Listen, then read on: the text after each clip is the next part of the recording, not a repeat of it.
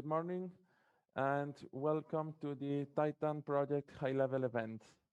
Today we are here connected from 9 regions, one and 9 European regions, to talk about the outputs and the results of the TITTAN project.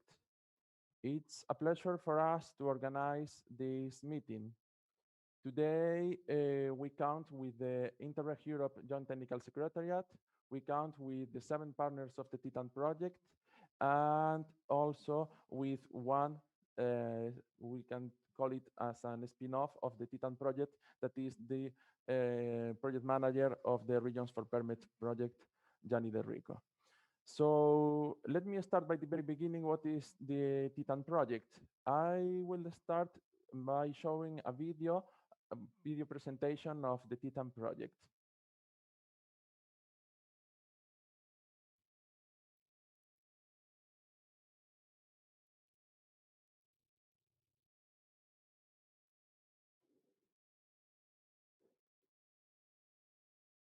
In Greek mythology, Tithonus was the lover of Eos, a goddess of the Titan family. Goddess Eos asked Zeus to immortalize Tithonus. He lived forever, but when old age reached him, he had no strength at all. Differences aside, median European age is already the highest in the world. Advances in science and technology contribute to prolong people's lifespan. The number of elderly people is projected to increase by 11%. Interreg Europe helps regional and local governments across Europe to develop and deliver better policy. The TITTAN project aims to tackle the rapid aging of the European population by improving the European regional healthcare systems. Its objective is to benchmark, exchange, and implement good practice and actions in 7 European regions. The TITTAN learning approach is focused on 3 thematic areas: how to uptake innovative health products and services through new public procurement practices, how to promote the establishment of innovation ecosystems in the health sector, how to raise citizens' awareness about using new technologies for improving quality of life. The TITTAN work plan deploys with Phase 1 for interregional learning.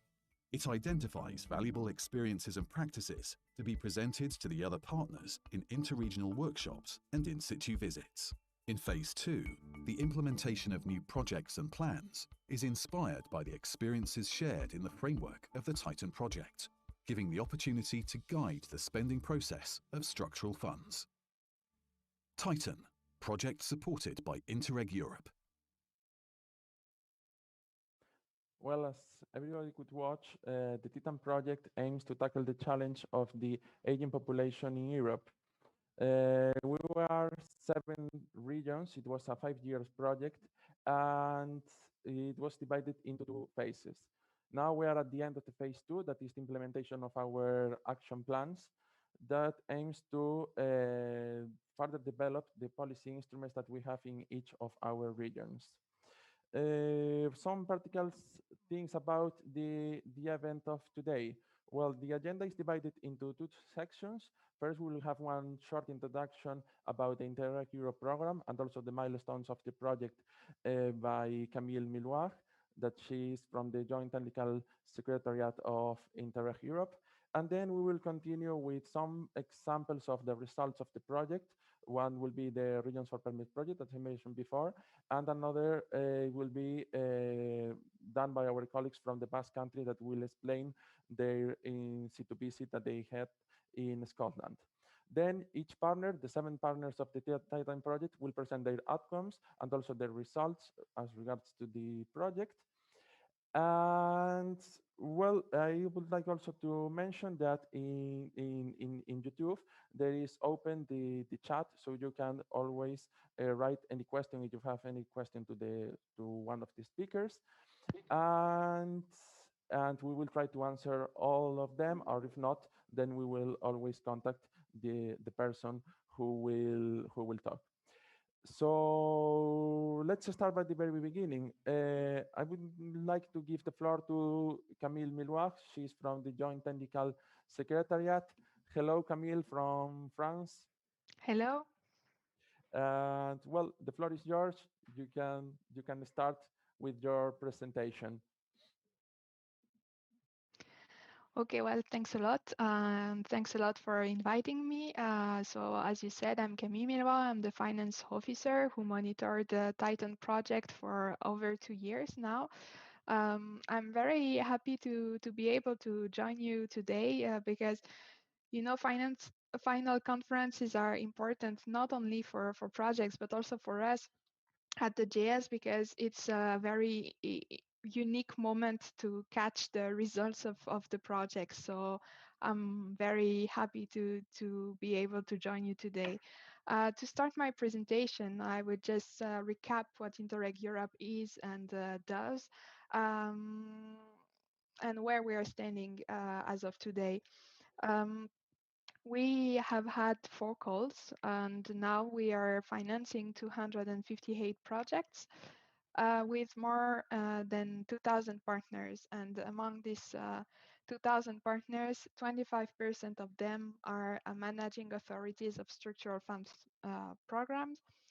Around 90% of the European regions are represented, which is a high number, obviously, and the program budget has been allocated almost evenly across the 4 thematic objectives to the projects that we approved. Um, this presentation is also for me the opportunity to talk about the achievements of the program and where we are standing as of today.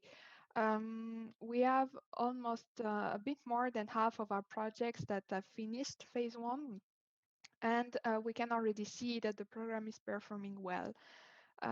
We are well on track with our objectives. For instance, we have already more than 3,000 good practices that have been identified by our project partners, and among them, almost 2,000 good practices have been published to the policy learning platform Good Practices Database that I'm going to talk a bit later about. There is another indicator that I always find very interesting. It's the staff with increased capacity. As you can see on the slide, we have more than 12,000 persons who were involved in the Interreg Europe project that considered that they have increased their professional capacity by participating in the project. And not only this number is high and interesting, but uh, the target that we set in our cooperation program is already reached today. And as I said, with only half of our projects that ended phase 1. So as you can see, this is very good results, and we're very happy, of course, about this. Talking about the effects of cooperation, in terms of results, we're having now more and more policy changes reported by our projects, and thanks to interregional cooperation, regions participating in projects financed new initiatives and improved their regional development policies. We have already more than 430 policy changes that are reported, meaning that more than 430 policies have been influenced and or improved, which is essential, of course, for what we're doing. And for those projects that have managed these changes, the financial impact exceeds 700 million euro. This means that 700 million euro have been mobilized for implementing the lessons learned by projects from the cooperation.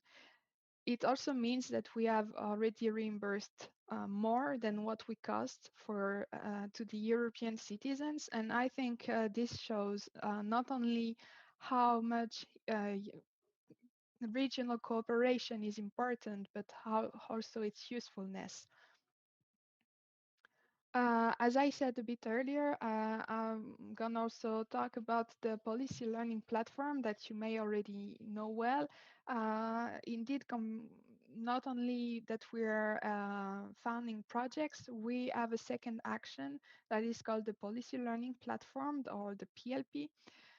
within the strategic objective to better capitalize on projects' results. The idea is to open up to a wider audience the results from cooperation coming from our projects. So this is a space for continuous learning and for organization, of course, dealing with regional development policies in order to improve the way they design their policies. On this slide, you have a summary of the 4 main actions of the policy learning platform. Today, the policy learning platform is operating at full speed. We are having more and more interesting services offered related to expert support. For instance, I think we have organized already 16 peer reviews with very good feedback from the regions participating. And I would also recommend you to keep an eye on the policy learning platform, because even if the project is ended, you still have access to these services. And I think this is very interesting also for you coming from a project, and for anyone interested even outside the TITTAN project. Now, coming to another topic, it's hard, of course, to ignore the current context. We are gathering today online due to the COVID-19 pandemic. We all had to adapt in the past months. Obviously, the projects and also, of course, the program. This is a challenging situation, and we're trying to address the best way we can, because it impacts directly what we are doing. Interreg Europe is a program that is there to support traveling to other regions and visiting and studying the places to see how the solutions are implemented. So it has been, of course, complicated in the past months. It would continue to be complicated, but we came up with several measures and tips.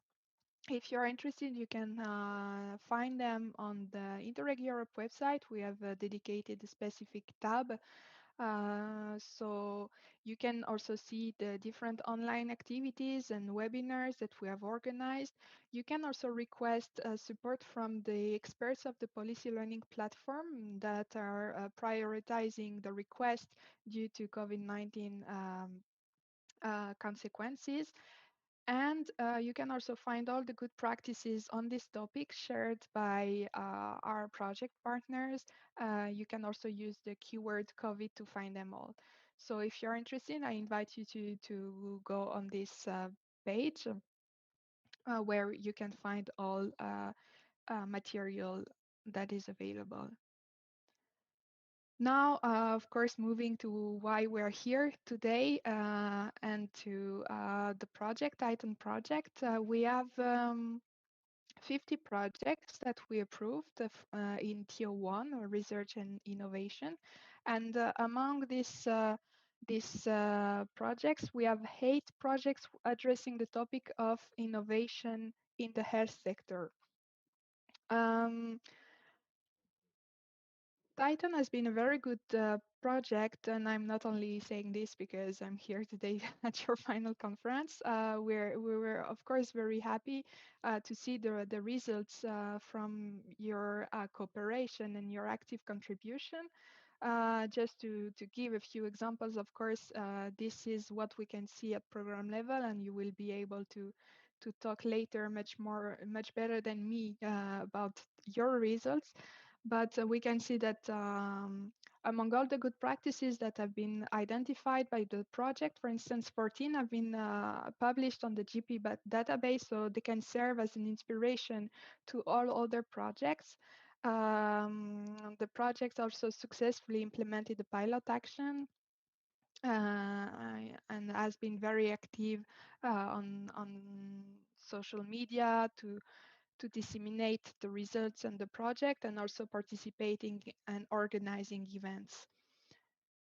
3 policy changes have already been achieved in Germany, in the UK, and in Poland, and there are probably more to come.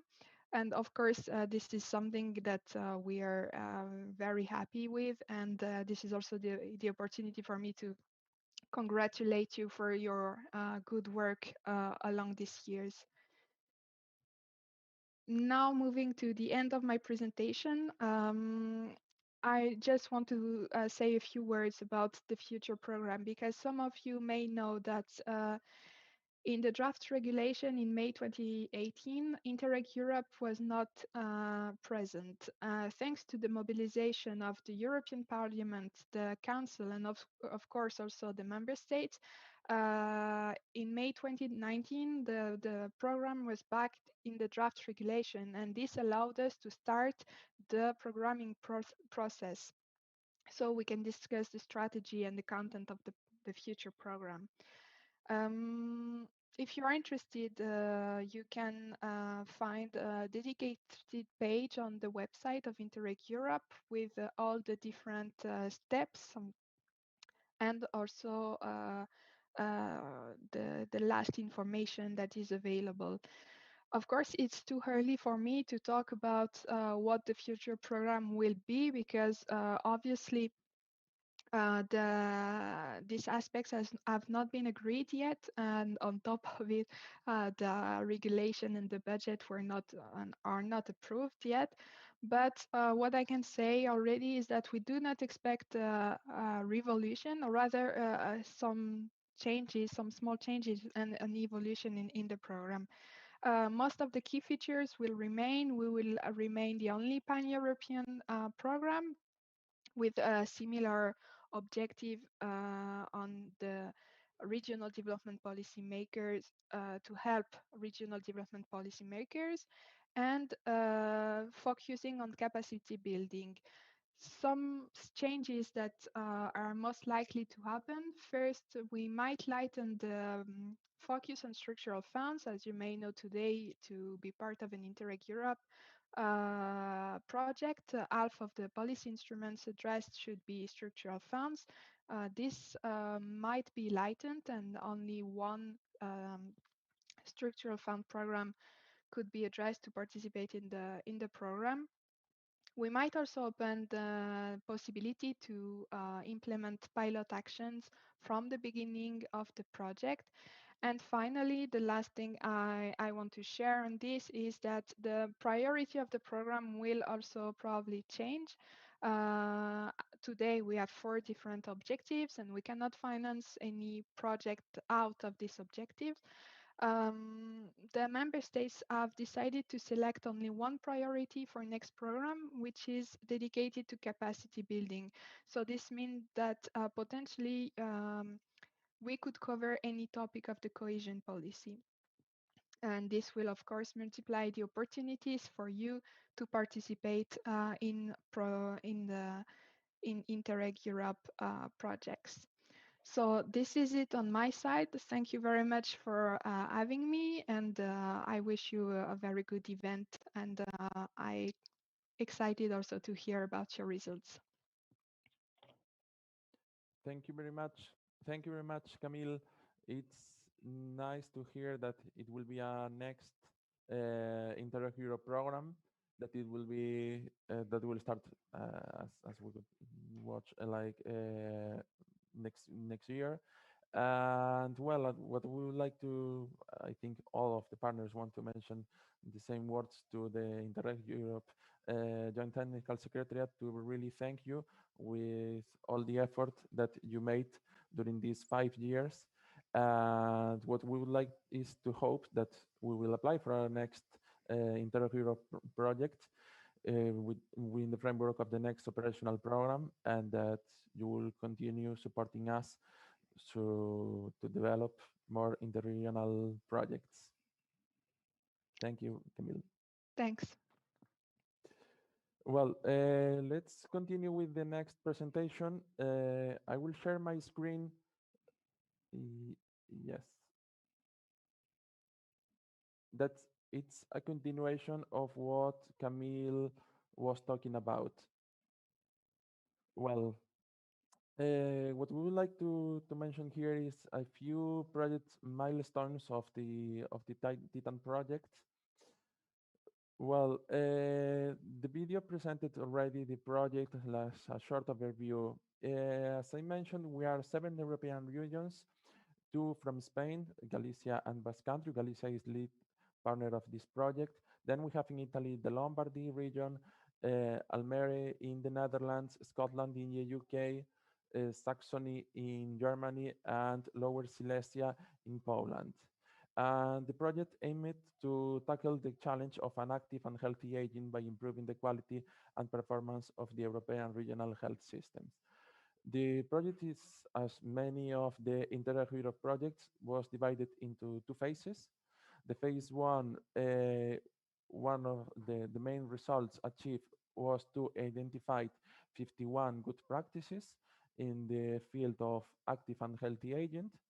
They were divided, the 51 good practices, into 3 thematic areas that they were explained also in the video.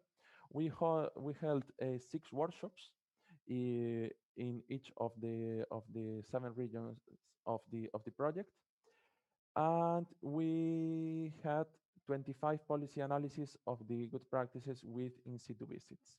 One of the examples of the situ visit will be the next 2 presentations that will be done by Igor Zavala.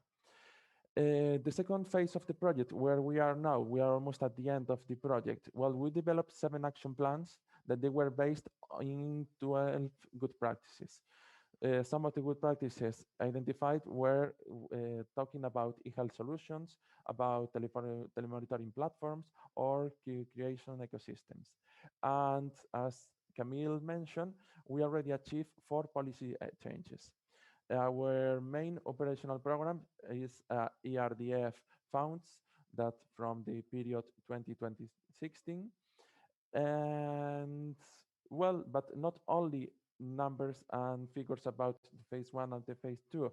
Another project milestones of the project was that the TITTAN project was pre-selected by the Interreg Europe with the category of industrial transition for a smart Europe, that it was the awards of the European Commission. And we also were in some of the main dissemination activities organized by the Interreg Europe project. We were on the Europe Let's Cooperate 2019, and also again we were invited in the 2020, and we really thank the Interreg Europe Joint Technical Secretariat to invite us. And then we had the opportunity, mainly our colleagues from the Basque Country, to participate in the European Week of Regions and City 2020. Another thing that Camille mentioned, it was that we were in 2017, we achieved one of the 13 pilot actions that they were awarded in framework of the Interreg Europe project. And ASIS, they had could develop a pilot action to test the Living Lab model before the implementation in the Galician health system. But this section we will talk later on when we will speak about the result of each of the regions. Another project milestone was to develop and to achieve the Regions for Permit project, that is one CSA led by our colleagues from the Toscana, from the Italy. And continue with this part, I would like to give the floor to Gianni De Rico, that he is the project lead of the Regions for Permit project, that he can further develop and further speak about the project lead by TLS the Toscana. Gianni, I don't know if you can hear us. Can yes. You open Hi, the can you hear me? Yes. Can you see me? Can you click, please, to open the presentation? I'm sharing my presentation. Can you see it? I don't know if we can see.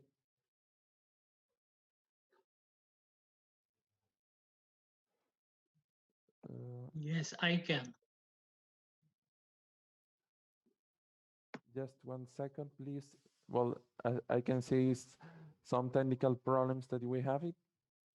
Can you just confirm that you can see my presentation so I can start? Yes, just 1 minute, please. And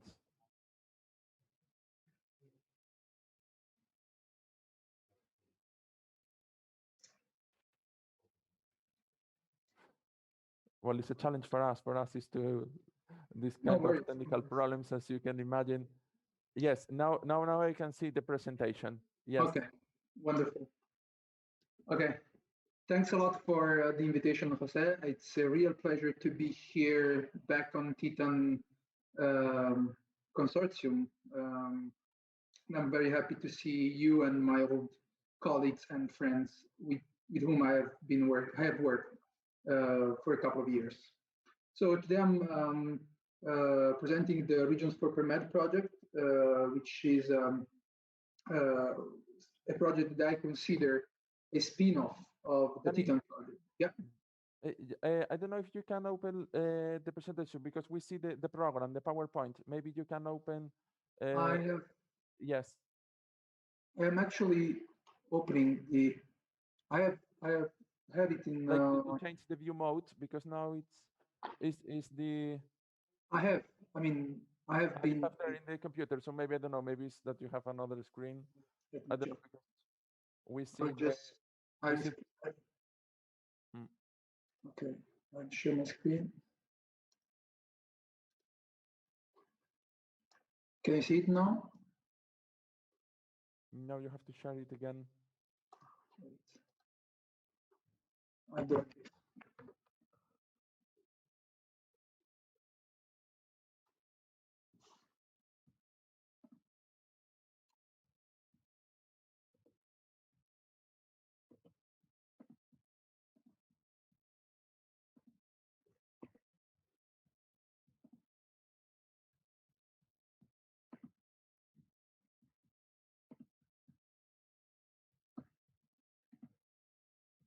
Can you hear me?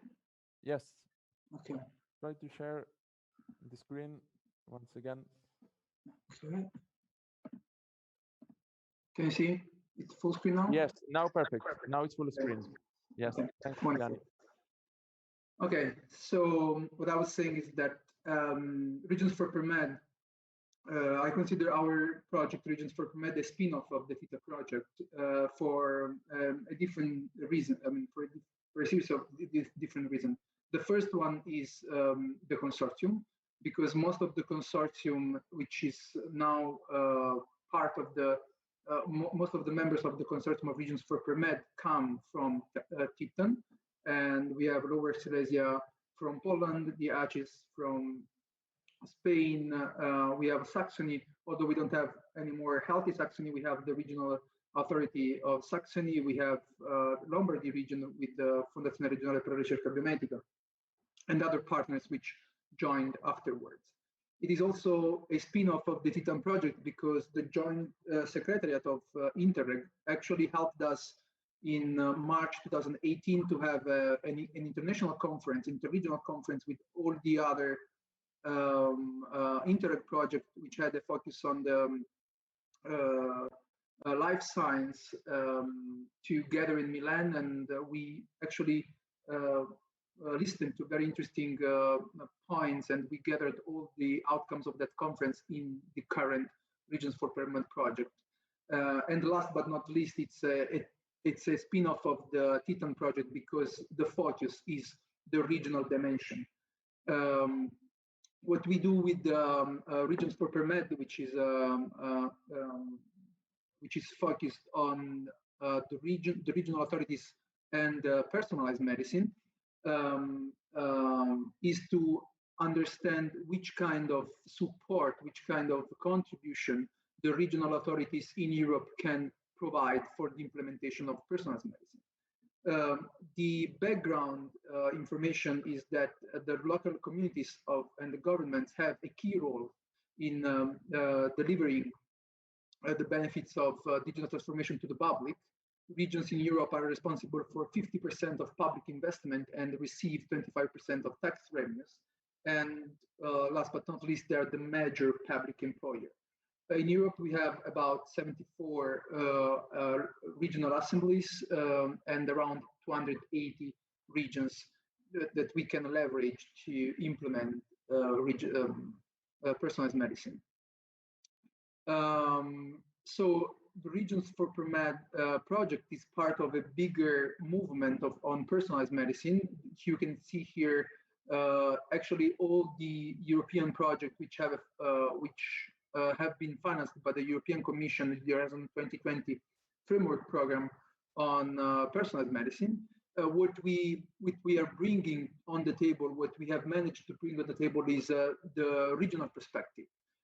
While we were having a conversation with our stakeholders in Europe, they all were talking about technicalities, scientific aspects, but they never understood, or they couldn't be able to see the importance of an intermediate policymaker, which is the region. So this is what we are discovering now, and I must say that preliminary results are already important, as now the regional dimension in all the framework programs for the next 7 years, and especially on personalized medicine, identify regions as a key stakeholder to involve in the elaboration of strategic agendas and also in the implementation of operational programs. So the objectives of Regions for Premed are policies. So we want to coordinate European policies on personalized medicine. We want to strengthen the industrial specialization in Europe and allow personalized medicine to flourish as an emerging industry. We want to enable interregional joint investment on personalized medicine. And of course, we would like to provide guidance to the European Commission, member states, and regions on how to include personalized medicine, how to work on personalized medicine through the next operational programs. These are the main pillar of Regions for Premed. So we focus on big data, electronic health records and health governance, health technologies and integrated care. And then now we are on the personalizing health industry, where we face where we are facing the role of the industry and how the regions can support personalized medicine industries to grow and to implement and to place on the market innovation. Then we have innovation in the healthcare system, and last we have as a fifth pillar the social and health economics aspects to be studied. The working methodology, as I was saying, we have also, let's say, been inspired by TITTAN and by Interreg in the implementation of our methodology, because for each thematic area, and this is something already familiar with Interreg, we prepare a position paper. Then we have an international conference followed by an interregional workshop, where we actually have a capacity building with the regional authorities and the regional representatives. Then we have like some desk research service to integrate the knowledge for each specific area. Then we make also in situ visits, and this is another aspect that we have, let's say, copied by Interreg programs. And at the end, we gather all this knowledge in guidelines and final report that we publish online, and when possible also in peer-reviewed journals. And so the policy dialogue we have elaborated is conferences, workshops, capacity building and co-creation, meetings, and in situ visits. All these, as I said, have been also, to do this, we have been inspired by the Interreg approach. We have an interregional committee made by regional authorities, regional stakeholders, and other regional stakeholders. So we use this interregional committee to communicate, to get fresh views on the main, the key opinion, the key aspects for each of the pillars of the interregional, the Regions for Premed. And this is our advisory board, because we are focused on interregional dimension and policy dialogue, but the level of the quality of the documents we publish must be scientifically sound. So we have an advisory board that support us. It's made by more than 10 experts, which a very interdisciplinary background. We have science, we have policymakers, we have patient organization, we have really sociology. We have a very diverse advisory board. For this is like a very short presentation of the Regions for PERMED. If you want to know more, you can go on our website, or you can connect to us on Twitter, LinkedIn, or if you have any question, you can just drop us an email at email address that you can see on this slide. And for each questions you might have, we can. I'm available to answer during this event. Thank you very much, Danny. Well, it's good to continue strengthening the cooperation between our regions, and now in the framework of the Regions for PERMED project, that, as you mentioned, our colleagues from Lower Silesia also participate in this project, and from Lombardy, from FRRB as well. And I know that you are very familiar with the TITTAN project because you were project manager in your past when you were a part of our colleagues from FRRB. So, well, let's continue with the agenda, and now will be the turn of Igor Zavala, that he's the head of the Integrated Care and Chronicity Service from the Osikadetsa, and also Irati, that she's project manager of Chronigune. Can you hear me, Yes. Igor? Can you hear us? Yes. Yes. So let's continue now with your experience about the in situ visit. You have also a presentation as well.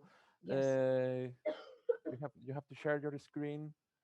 Wait a moment. I'm going to share my screen. Can you see? Okay. Yes. Not yet. And now. No, you can see. Okay. Wait a moment. I have here. Mm-hmm. Now, yeah, no. I can't. There is like a message saying that I can share my screen. Igor, maybe you can share it. Yeah, I don't know why I've got maybe Igor can share problems. the presentation. Yeah. Try it. Give me just a Yes, second, please. Scusami Claudio, mi hai chiamato? Ah, no. Yes, just No, mi ero scordato io, scusami tu. Scusami se ti ho messo sotto attaccato. I think this is the right one. Can you see now? Not right now. No. Not yet? Okay. Not yet. Try again.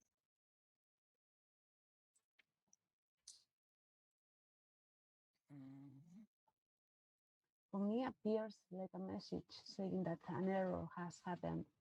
I don't know why. I do. I think I do the same error in my screen. Yes. Let's try this. I don't know why. Maybe you can send the presentation to Jose Maria and he can open it for you. Yes. Yes, maybe. I will send it to you, Jose Maria. Okay, so send to me the presentation, and I will share the screen. Wait a moment. I will do it now.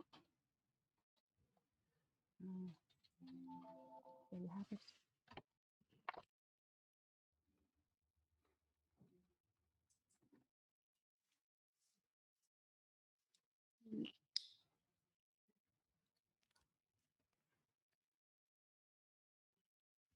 Okay.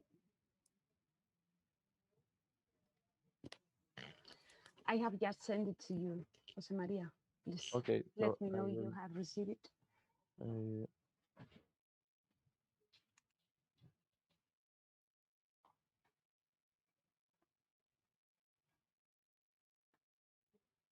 not yet. Not yet.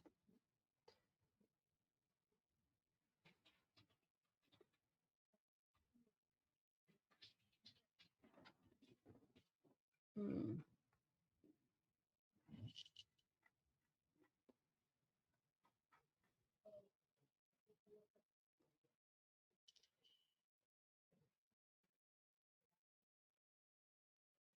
Do you have it?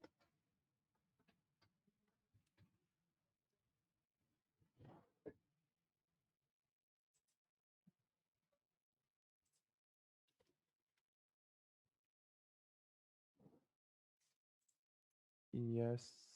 Yes. Yes, I received. Yes, I'm opening the presentation. Just 1 second. Fine.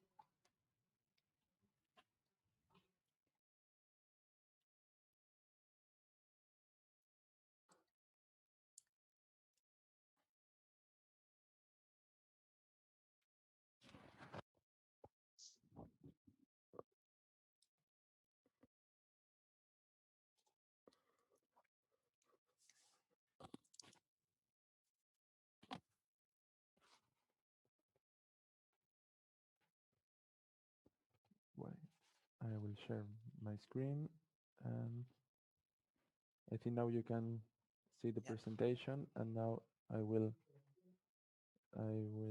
open it.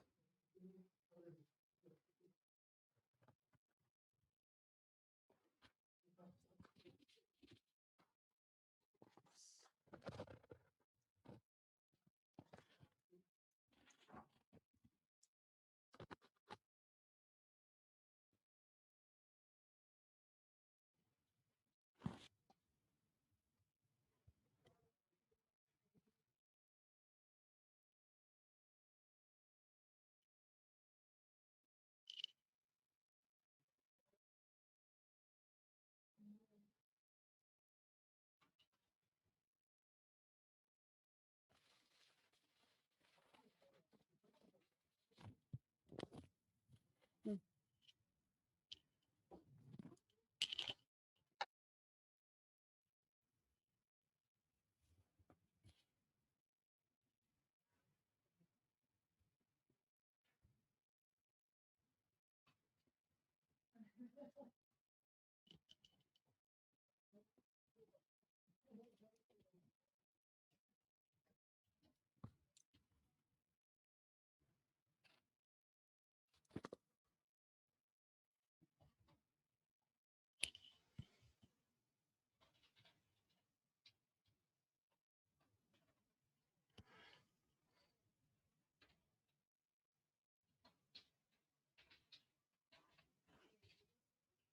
Mm.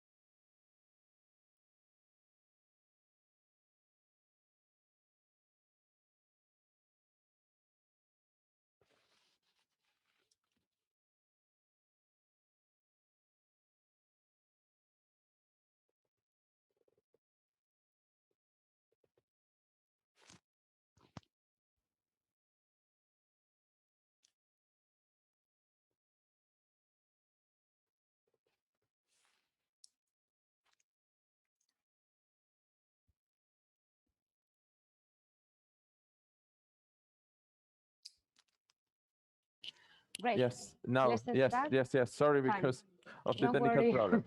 Don't worry, that happens But now finally sometimes. we could. Yeah, fine. So I'm going to start. Good morning, everyone. I'm Irati Reguerena, a project manager from Cronigune, the Institute for Health Service Research from the Basque Country. First of all, I would like to say thank you to the organizers for giving to the Basque team to the opportunity to present our experience in the in-situ visit made to Scotland in the framework of a TITTAN project.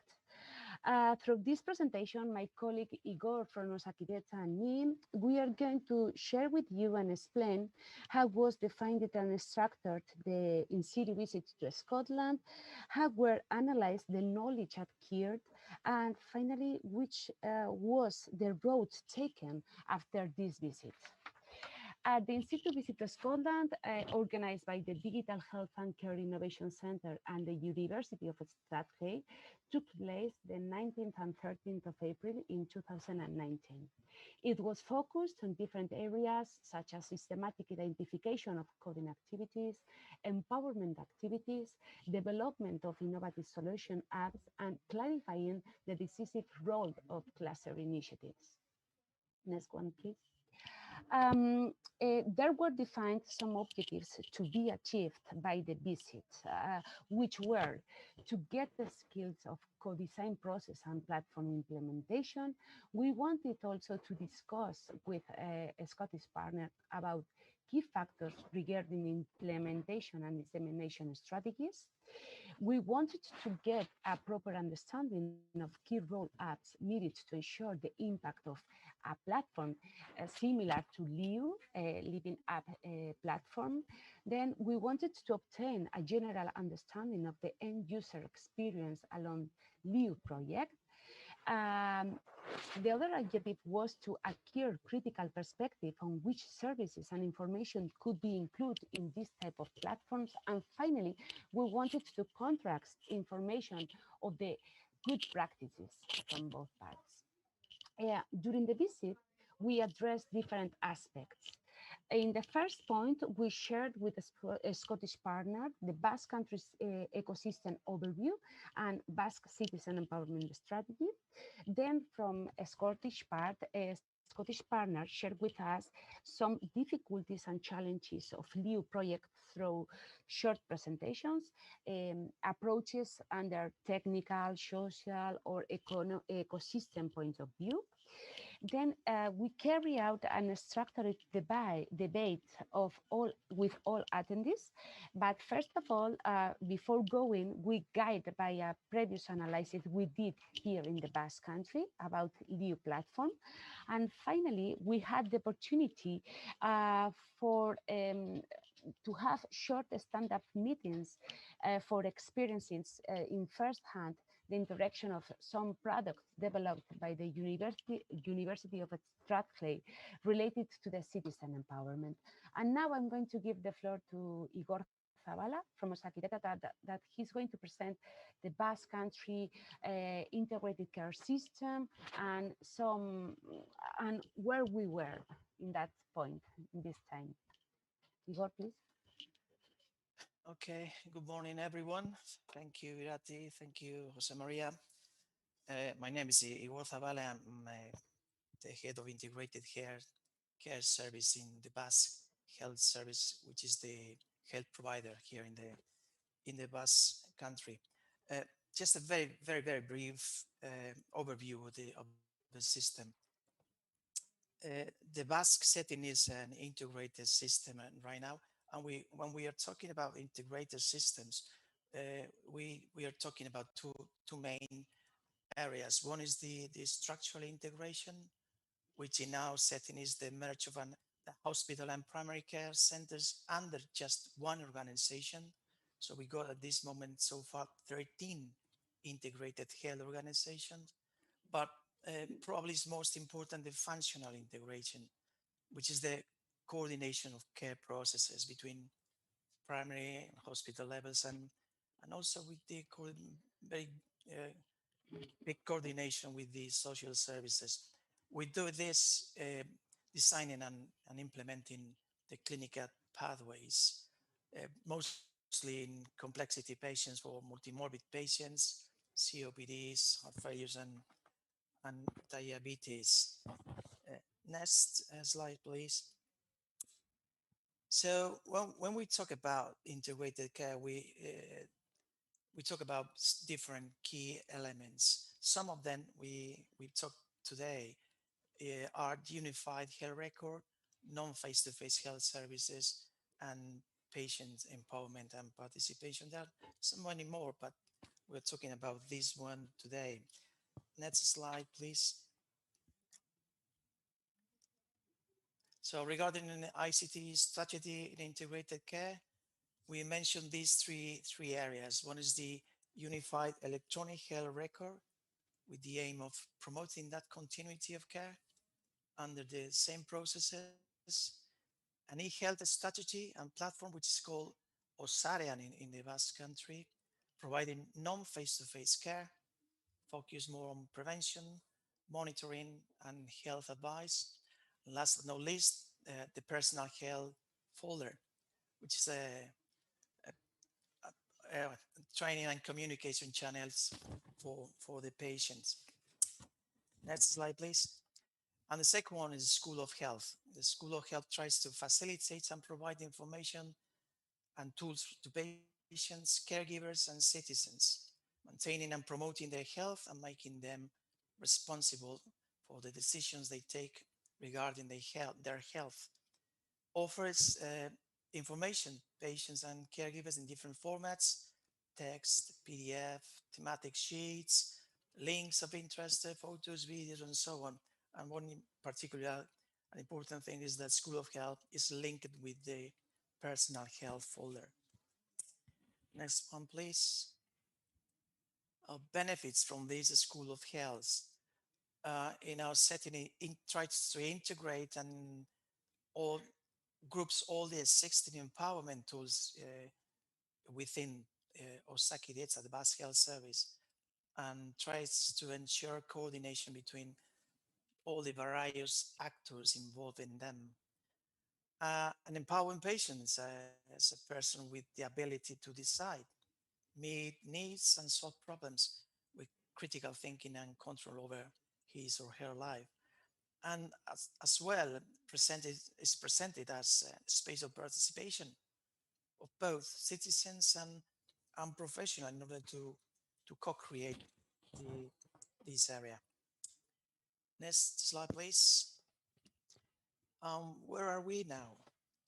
So we had a social net called at that time Crónico en Sareal. Let's call it KS project, developed in 2012.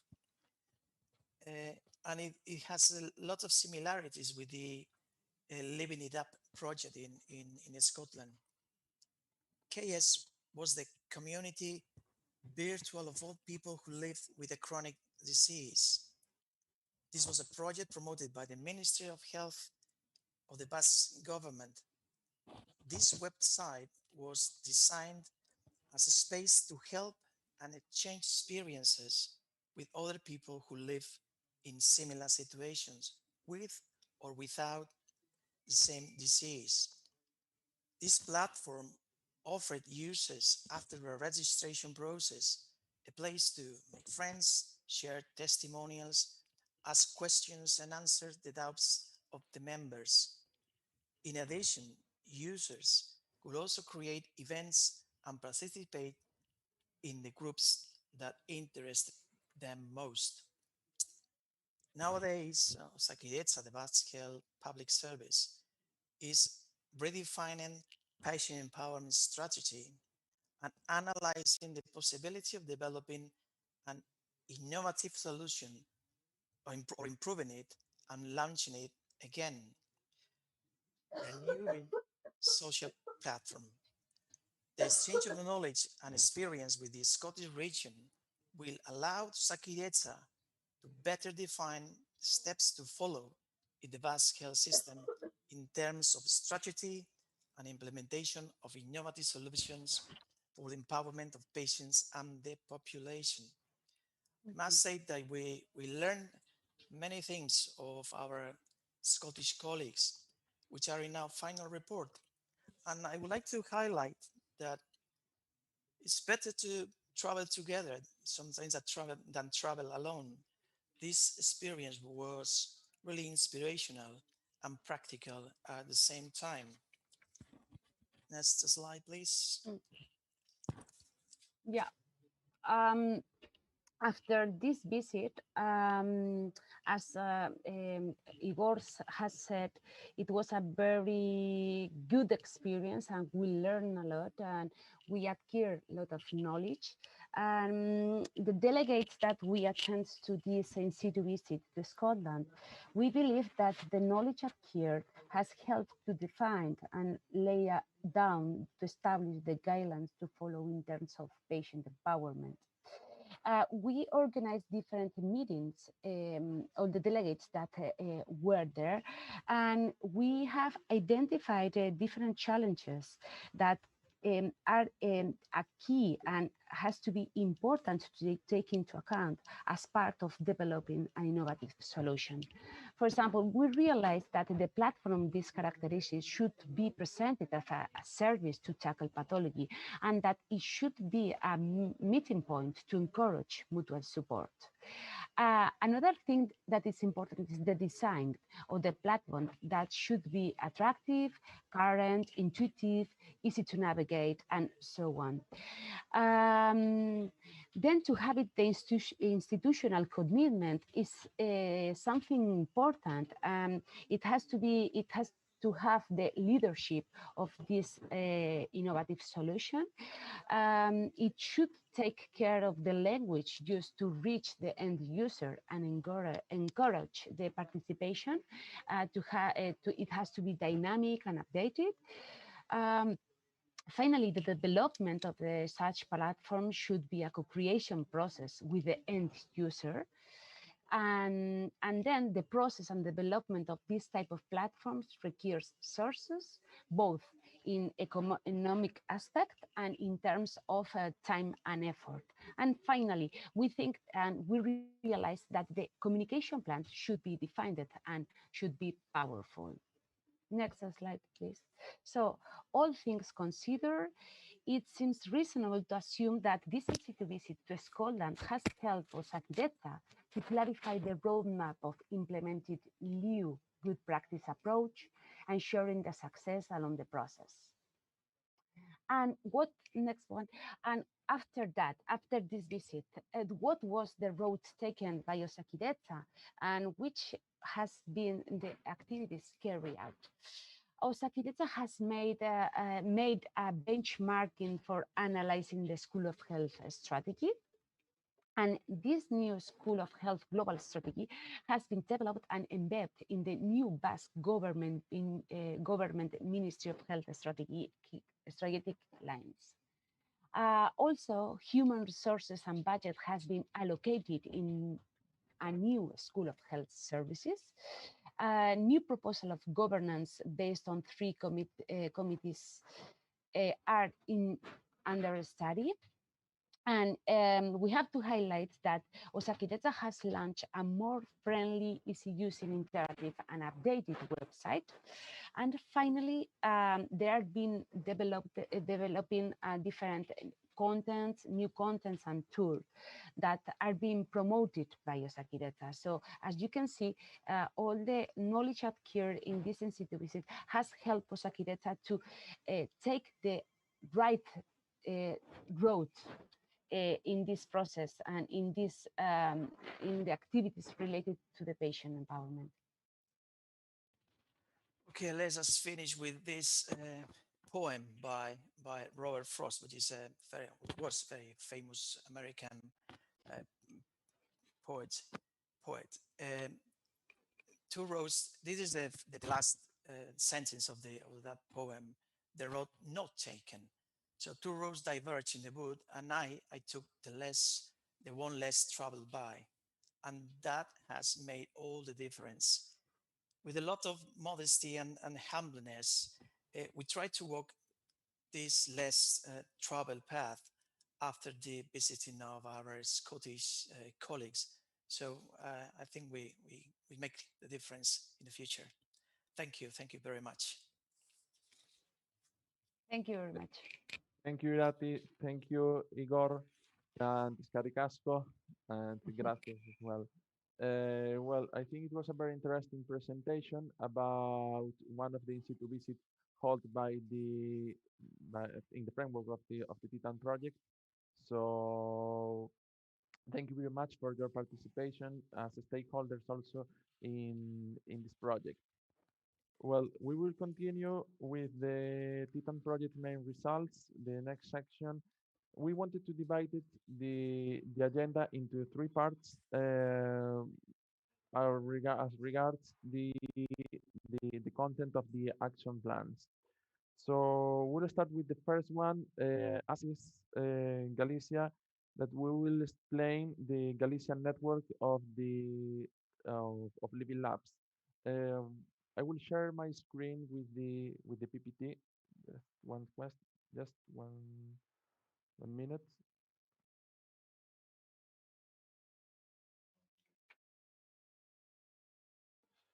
And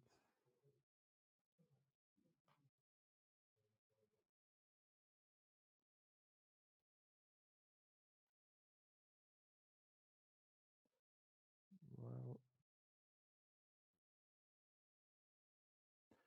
Well, in this first section, we will present our results in the framework of the TITTAN project, Galicia, the region of Almere, and Saxony as well. I will start by introducing the Galician network of the Health Living Labs, that it was one of the results of the TITTAN project. Well, but let's start by the very beginning. Where is Galicia? And a brief overview. Well, Galicia is in the northwest of Spain. We have a total population of 2.7 million of inhabitants, and we face the challenge of the aging population. Nowadays, we have to think that more than the 22% of the population in Galicia is over 65 years old. And Galicia, it is expected that will be one of the regions in the world with the highest ratio of centenarians per inhabitants, around 300% above the world average. This situation recognizes us and also the great effort of the Galician Health Ministry about the innovation to tackle the challenge of the aging population, recognizes us as a 4 stars reference site in the European Innovation Partnership of Active and Healthy Agent. Difficult about the aging population. Well, we only not face the problem of the age of a big number of rate of aging population. We also have a very widespread population with more than 3,775 locations. So as you can imagine, it makes a lot of difficulties in communication. And just a few numbers about the Galician healthcare service, about our how we call Sergas.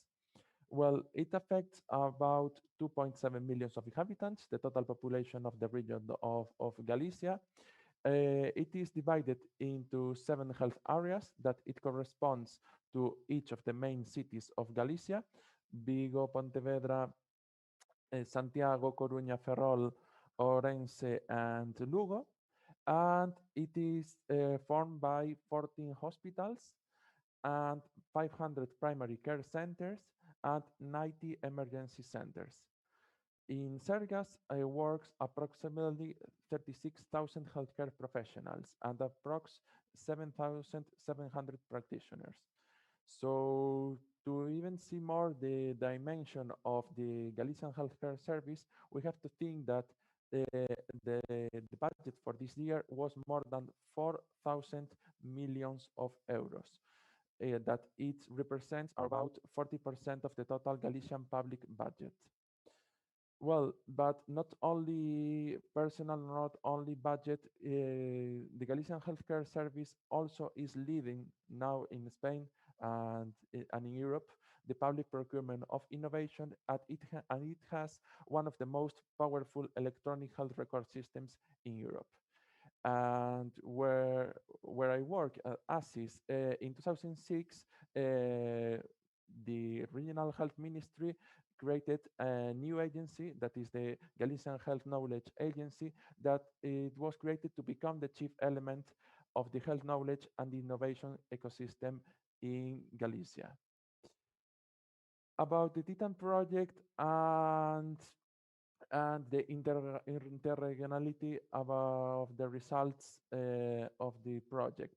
Well, it was mentioned at the very beginning by the project officer of the TITTAN project, by Camille, that we got one of the pilot actions of the Interreg Europe project. The aim of the pilot action was to test the Living Lab model in the health field before the implementation in the Galician health system. We have to think that when we developed the action plan almost at the end of the phase 1, we get inspired from 4 good practices of 3 of our colleagues.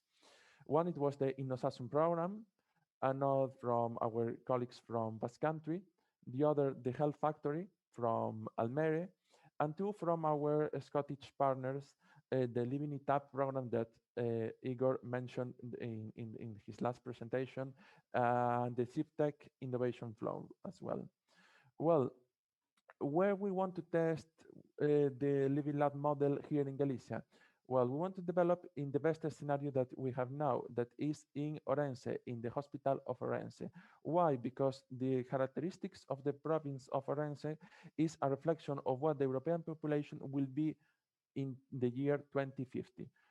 So they really face, our colleagues from Orense, they really face the challenge of the aging population. There in Orense, in the hospital of Orense, it was thanks to one of the innovation plans that we had in Galicia in 2012, and co-founded by the ERDF operational program, they built new facilities as hospital of the future, how we call these facilities that they were built in the framework of this company. Now we want to use them to develop the Living Lab model for companies and for another and also for the quadruple helix that it's formed by the patients, the citizens, also the private sector, the businesses and the cluster, the academia, and also the public administration. So the idea is not just to test and to work with the Living Lab model there in Orense. This initiative wants to spread the Living Lab model into all the hospitals of Galicia and also the primary care centers. This initiative that we called Lab Saúde, that is the Galician network of health living labs, is an initiative of the Galician health services that wants to turn the Sergas into real environments for testing innovative solutions. What we have now, what we want to continue, is to work on accessible, efficient, and innovative and self-sustainable facilities. In Orense, we have right now experimental rooms. We have also a multisensorial stimulation room, therapeutic garden, and co-creation spaces where companies, they can talk about possible projects. By the very beginning of this year, we launched the ASIS, and together with our colleagues from Orense, we launched a public call for companies around 6 innovation lines. One of the main innovation lines was for the elderly people, but we leave it open for all kinds of projects. I can announce that for right now we have received 9 projects, and that we are now making the agreement with these 9 companies to start to develop the project in the facilities of the Living Lab of Orense. And what we want to achieve with Lab Saúde and with the Living Lab of Orense, well, what we want is to support companies that may innovate in the health sector, focusing on one main result, that what we want is that to provide better health services and improve the quality of life of the elderly people. And we have prepared a video of Lab Saúde that we want to share with you, where you can see and you can watch the facilities and a brief explanation of what is Lab Saúde. Let's introduce the video.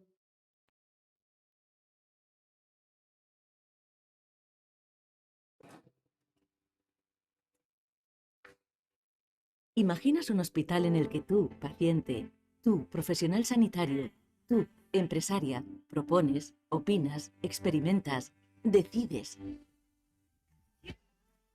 Nosotros sí. Y nos ha gustado tanto imaginarlo que ya lo hemos hecho realidad. El ala experimental del Complejo Hospitalario Universitario de Ourense es el primer centro de la red gallega de Living Labs. Con esta iniciativa, el Servicio Gallego de Salud crea la oportunidad para que pacientes, profesionales sanitarios y empresas biomédicas compartan conocimiento y diseñen, experimenten y evalúen juntos las soluciones más innovadoras para necesidades reales. Aquí los pacientes somos los protagonistas del proceso de innovación abierta. Profesionales de la salud y pacientes colaboran con la administración y la industria del sector sanitario para diseñar la sanidad del futuro, co-creando productos y servicios más accesibles, confortables, eficientes y seguros. Este primer Living Lab cuenta con salas de terapias donde se desarrollan proyectos para testar la eficacia de soluciones basadas en el uso de nuevas tecnologías, comparando su efectividad en relación a las convencionales.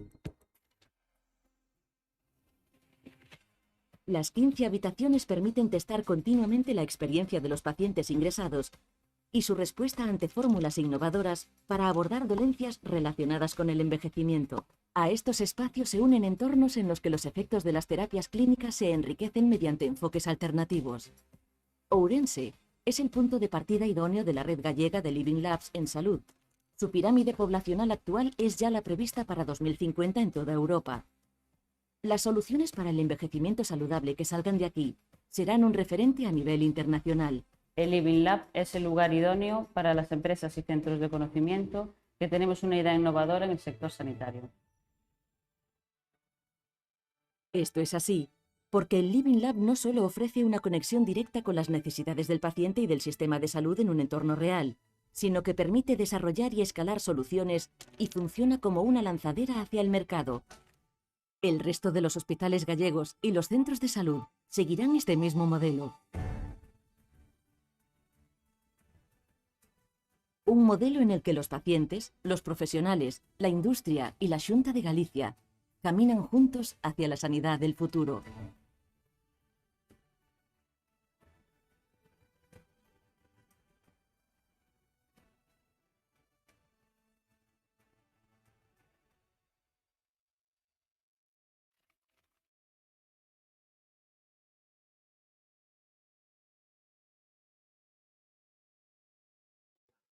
Well, I would like to thank the Interreg Europe program and also our TITTAN partners to help us to develop the Galician network of health living labs. They really help us to develop the strategic plan and also to launch the call of our first living lab that is there in Orense. And well, one of the colleagues that helped us to define all the protocols and all the parts of the Living Lab ecosystem that we have there in Orense, it's our colleague from Almere that I would like to give the floor to Witze Miedema, that he is from the city of Almere, that he will continue with the presentation of their results in the framework of the TITTAN project. Hi, Witze, can you hear us? Yes, I'm here, Jose. Okay. It was a beautiful video you just showed us. Very nice. Well, we cannot see you with the camera. I don't know if it is turned on or not, or if maybe you have a problem, technical problem with your camera. Because my camera it shows it is turned on, but I don't know what I should do to fix it. Well, if not, don't worry. We can hear you well. So I think the camera is not working. I will show you the presentation and then. Okay, so share your presentation and. Okay. Hang on.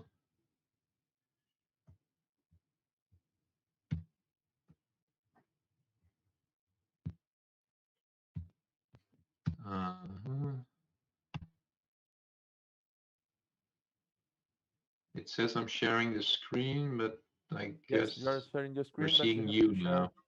Yeah. Oh. Oh my God.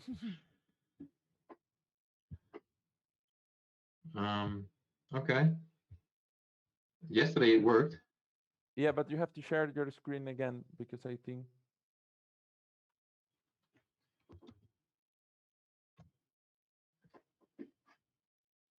Do you see it now? Because I see it now. No, you have to share your screen because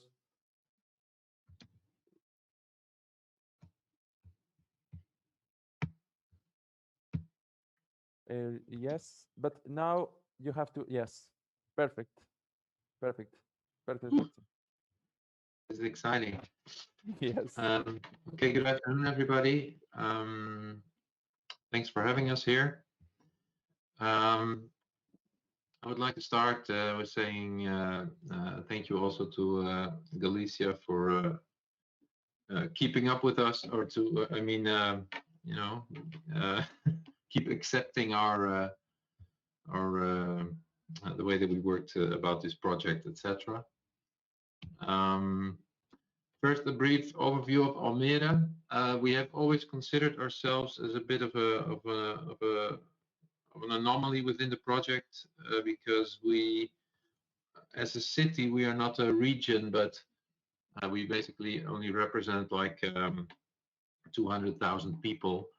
Having said that, Almere is part of, well, let's say sort of an informal region, the Amsterdam metropolitan area. And of course, within our health and our health innovations and the ecosystem that we have for e-health, and the ecosystem that we have towards helping the elderly, we are part of this larger area of about 30 municipalities, and some 3 million people are in this area. However, this places Almere not in a situation where we can implement large scale e-files, for example, or stuff like that. So we go about this in a different way.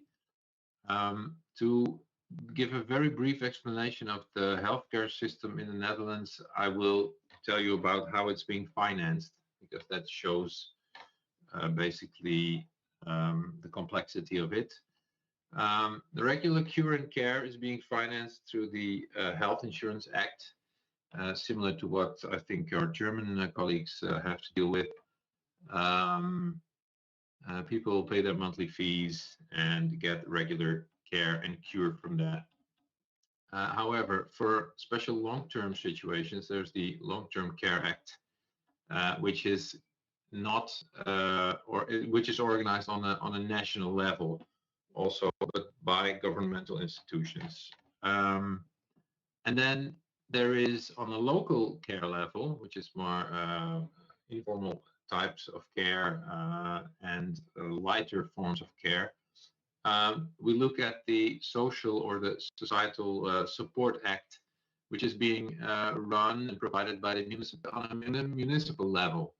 So, and lastly, but not so relevant for this project, there's the care for the youth in the Youth Care Act, which is also organized locally by the municipalities. So this is to give an example that we have healthcare on a national level being organized and healthcare or care being organized on a local level. So the regional level is much a formal part of how healthcare is being organized in the Netherlands. Of course, to be able to take part in regional European projects, etc., Holland has been divided in certain regions, and the policy context that we have been operating in the operational program for ERDF 2014-2020 was the Kansen for West, or the opportunities for the western part of the Netherlands program, and that is also the program that also the region sort of that represents the metropolitan area of Amsterdam. So this is a brief overview of how it's situated in the Netherlands as an organization that provides care to its citizens. Well, as to the interregionality, our action plan has been focusing on two main areas, and one, and we've always been very firm about this, was to develop our local e-health policy. And we've had many, well, not really discussions, but misunderstandings between us and the lead partner, and between us and maybe the joint secretariat. I'm not sure about what the policy framework is. And we have been learning a lot, not from specific regions, partner regions within the TITTAN project as to the policy development, but we have been learning a lot and drawing from the TITTAN framework itself, divided in the three areas: the procurement, the area of procurement, the area of involving the end user in your health innovations, and also the area of strengthening and growing your ecosystem, your innovative ecosystem. So these three pillars is what we use now also to develop our local e-health policy within the framework of course, also of the wider health policy of our municipality. So that was for us a very basic and important lesson that we learned from our interregional cooperation, or the TITTAN project as a whole. Our second action is more in line with what was expected from us. It was an ERDF project called the eHealth Users Guild. The organizing force behind it is the Health Factory, known to many of the people here present. Some of you have been visiting. Also, Sandra is there. Sandra Michielsen is their representative. She's listening to us now. And this user guild has been drawing, excuse me, heavily on well, three programs. Although I must say we've learned everywhere from Poland to Galicia to Saxony. Everywhere we went, we've learned things that we even today we reference to when we talk about developing new innovations and new projects. But the three projects that we've drawn most from was the Living It Up program in Scotland.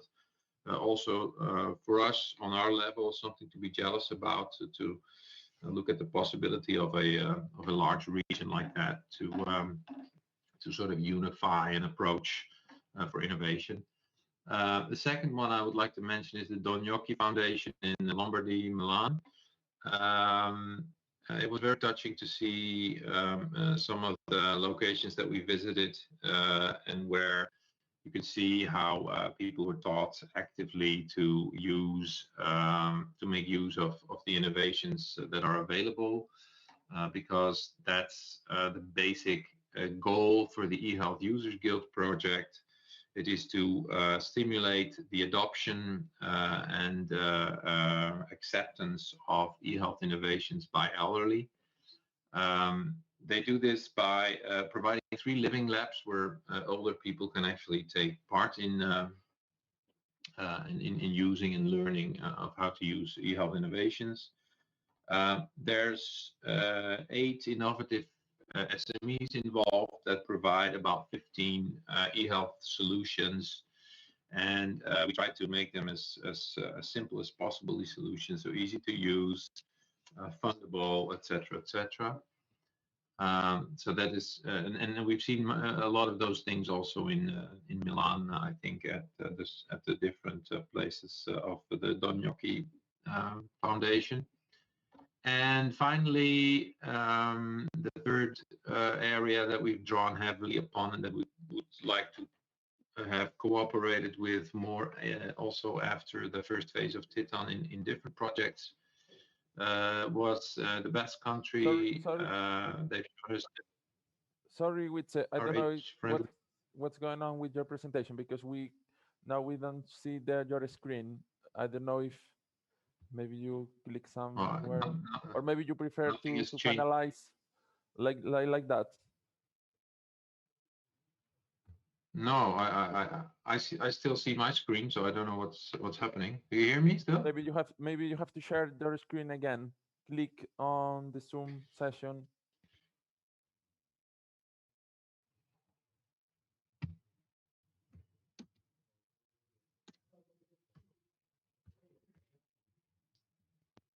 Can you see it now again? No, right now no. Well, but because I know that you were on the in the last slide. Maybe we can. Well, let me just finish this then. I mean, it's not so important. Yeah. So the third one was to our visit to the Basque country, and we were looking forward to doing some more projects with them, also with Senior Life, but for several reasons that hasn't happened so far. Maybe in the future.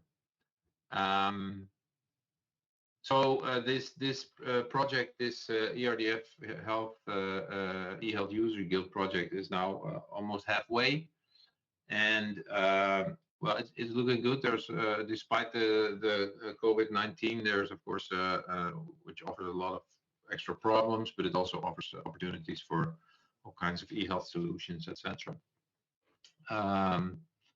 So that's our most important result so far.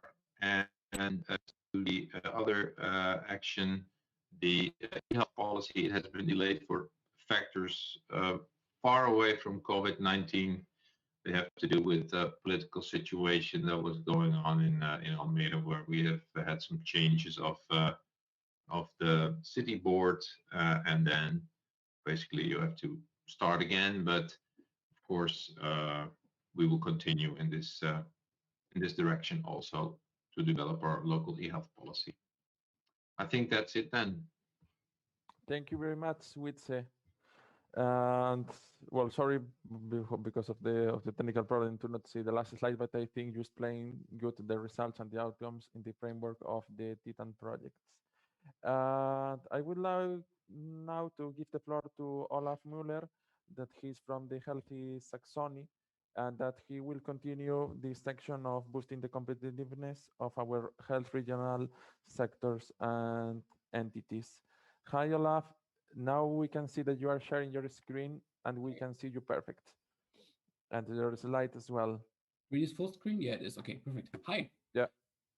Nice to see you all again, even though it's not personal, but hey, what can we do? I would like to talk a little bit about the Healthy Saxony role in this really nice TITTAN project. It was an inspiration to us during every single moment and every single meeting, and working together with all of you guys was really great. So I will definitely miss this. But before we part, let's talk about some details. Before I begin, I would honor one specific person. I would really very much like to honor one specific person who was the let's say co-writer of this project in the Saxon Ministry of Social Affairs, and who had to hand over the project application part of Saxony in the very last minute in order to keep Saxony in the project application overall. So thanks to Volker Köhn, this final conference is also due to your efforts. So briefly about Saxony. As all of you know, it's one of 16 federal states in a country that has a independently governed health and care system. So it's not government run, but organized independently, which means that there's a lot of let's say negotiation necessary to get innovation into health and care, which kind of makes it difficult from time to time. We have some rural areas in the south and in the east of Saxony, which we have shown you during the on-site visits in Saxony. And but what we do have is a very good public innovation support through the ERDF funding schemes 2014 to 20 and 21-27. In addition to that, there's some non-ERDF schemes called eHealth Sax, also trying to foster innovation in health and care. And there's quite newly, I must say, also support for Horizon 2020 applicants. So even the phase of the often very complicated and very strenuous part of writing applications is also funded in order to get public funding to Saxony. Saxony is also a reference site, a 3-star reference site, and we hope to continue the work in the innovation partnership, because I think this is one of the most important institutions in this health and care ecosystem in Europe, where we derive lots of innovative ideas from, and will definitely be part of that innovation partnership in the days to come. So our role in the project is basically derived from the overall structure of Saxony. We're pretty strong in research and development. There's basically all of the 3 large research institutions present in Saxony. It's Fraunhofer, Helmholtz, and Leibniz, represented by quite a number of different specific sub-institutions, but all of them and all of the industry clusters share one specific challenge, that is translation and transfer of specific knowledge from research to industry and back. And to keep this process as smooth as possible, we try to derive specific good practices from TITTAN, and I think we managed to do so. Regarding the action plan, I would absolutely agree to Witze, who said that everything we have seen within TITTAN was just brilliant. There were so many good examples we would have loved to bring to Saxony that it was impossible to take them all. So we tried to select from a huge number, and we selected to implement a living lab infrastructure in the proximity of Dresden, which is the capital of Saxony, to include elderly citizens in the process of identifying challenges and solutions. This example was derived from Scotland's WG13 ALICE and the Dutch Gezondheidsfabrik, which was already mentioned. The second part of the action plan was creating an ecosystem, or fostering an ecosystem, to strengthen the transfer of knowledge and innovation. As I mentioned, this is one of the key challenges here. This was modeled by the Scottish Health Innovations Limited, the SHIEL Institute. And the third was to create a co-creation, co-design methodology, or to translate this methodology to evaluate project ideas by a specific method that we saw in the Griffith University Hospital in Vizcaya. Furthermore, we wanted to strengthen and foster and influence the upcoming operational program of the ERDF period 21 to 27 in order to strengthen the networks that lead to the selection of innovative projects in that upcoming funding period. Well, how did it work? The first one was creating the living lab. This actually worked. The quadruple helix partners were selected successfully from all 4 parts, and through this specific structure of Healthy Saxony as a partner, it was possible to create a number of influential partners in Saxony, including the both university hospitals, actually, Chaos Consilium Saxon as the regional network company, the municipality, housing associations, SMEs, and so on and so on. And this living lab was locally implemented and is operational. And we also managed to cover the operational expenses for the period after TITTAN through a different indirect Central Europe project. So kind of successful, I would say. Secondly, the ecosystem for clinical innovation.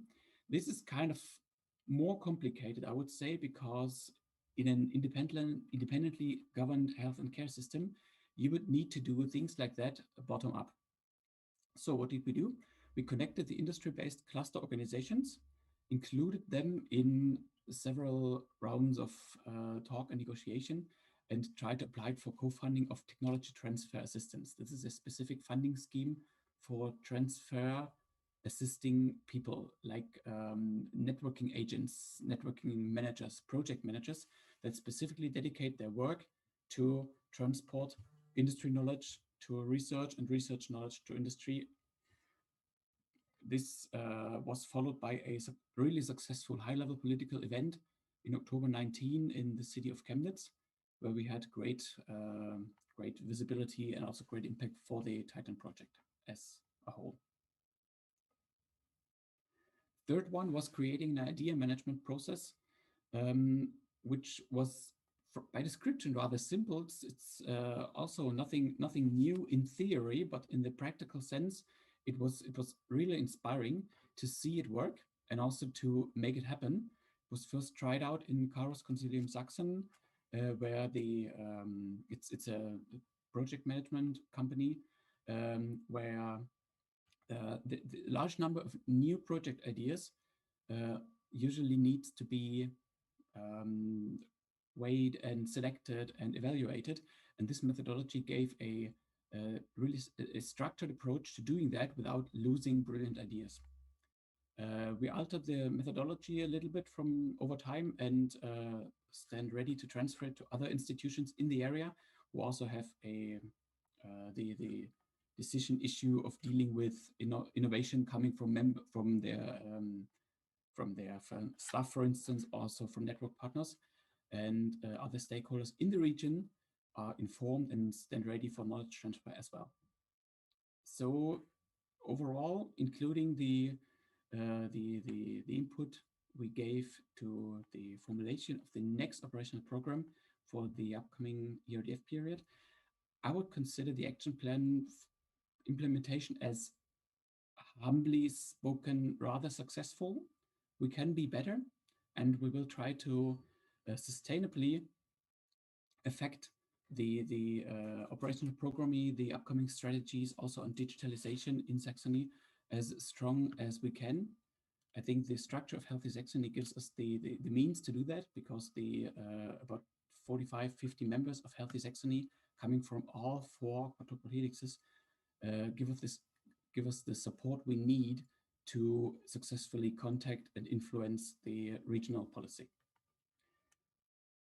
So in the end, the only thing I can say is thanks to all the partners for the absolutely brilliant and wonderful work we had over the time. Thanks to Interreg Europe, of course, for funding.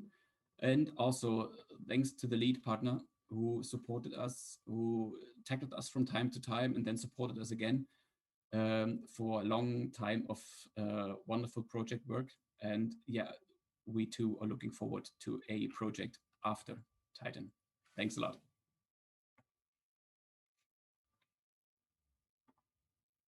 Thank you, Olaf. Yes, of course, it's for us. It was a pleasure to collaborate with you in the framework of the TITTAN project, and we expect to have a new project also with all of you. Yes, well, we're a little bit running out of time because of all these technical problems that we had. So now I will give the floor to Xavier, because we'll continue with the next presentation, the next 2 presentations that it will be the part of Interreg Cooperation for Better Solutions in the Health Systems. So we can see now already the PPT of Xavier. Xavier, I don't know if you can hear us. Yes, and can you see my screen? Yes, but we cannot see you. I don't know, you have maybe to open. Oh, sorry. Yes, not right now, perfect, because it was just books and your library. That is a very nice library, but thank you. Okay. So, thank you, Jose Maria. Hi, everyone. Again, my name is Xavier Correstizabal, and I work as a project manager in the Basque Foundation for Health Innovation and Research, BioF. And with this presentation, I will try to show you the main results of our experience along the TITTAN project. Regarding this first slide, I will show you with these pictures some details of our region and our regional policy context regarding the active and healthy aging. Our region is a small region formed by 2.2 million people with a fiscal and financial autonomy regarding the tax collection and administrative power, which give us the chance to manage this resource to achieve the highest human development index. We also have the Basque public health system, which is led by the Basque Ministry for Health, and the Basque healthcare system, Osakidetza, involves 27,000 employees, and it's organizing in 30 integrated health organizations. This health ecosystem also includes 4 research and innovation centers. Among them, it's also included Kronigune. This ecosystem is underpinned by the mission of the Science, Technological and Innovation Plan, Euskadi 2020, which is focused on the improvement of the welfare, sustainable economic growth, and employment in the Basque Country society through research and innovation policy based on our smart specialization strategy, RIS3, named RIS3 Euskadi, and such is focused in 3 different strategic priority areas. Among them are the advanced manufacturing, the energy, and the bioscience health. In this sense, the last one, the bioscience health priority, is also led by the Minister for Health and include a strategic initiative on innovation in which the aging is also included.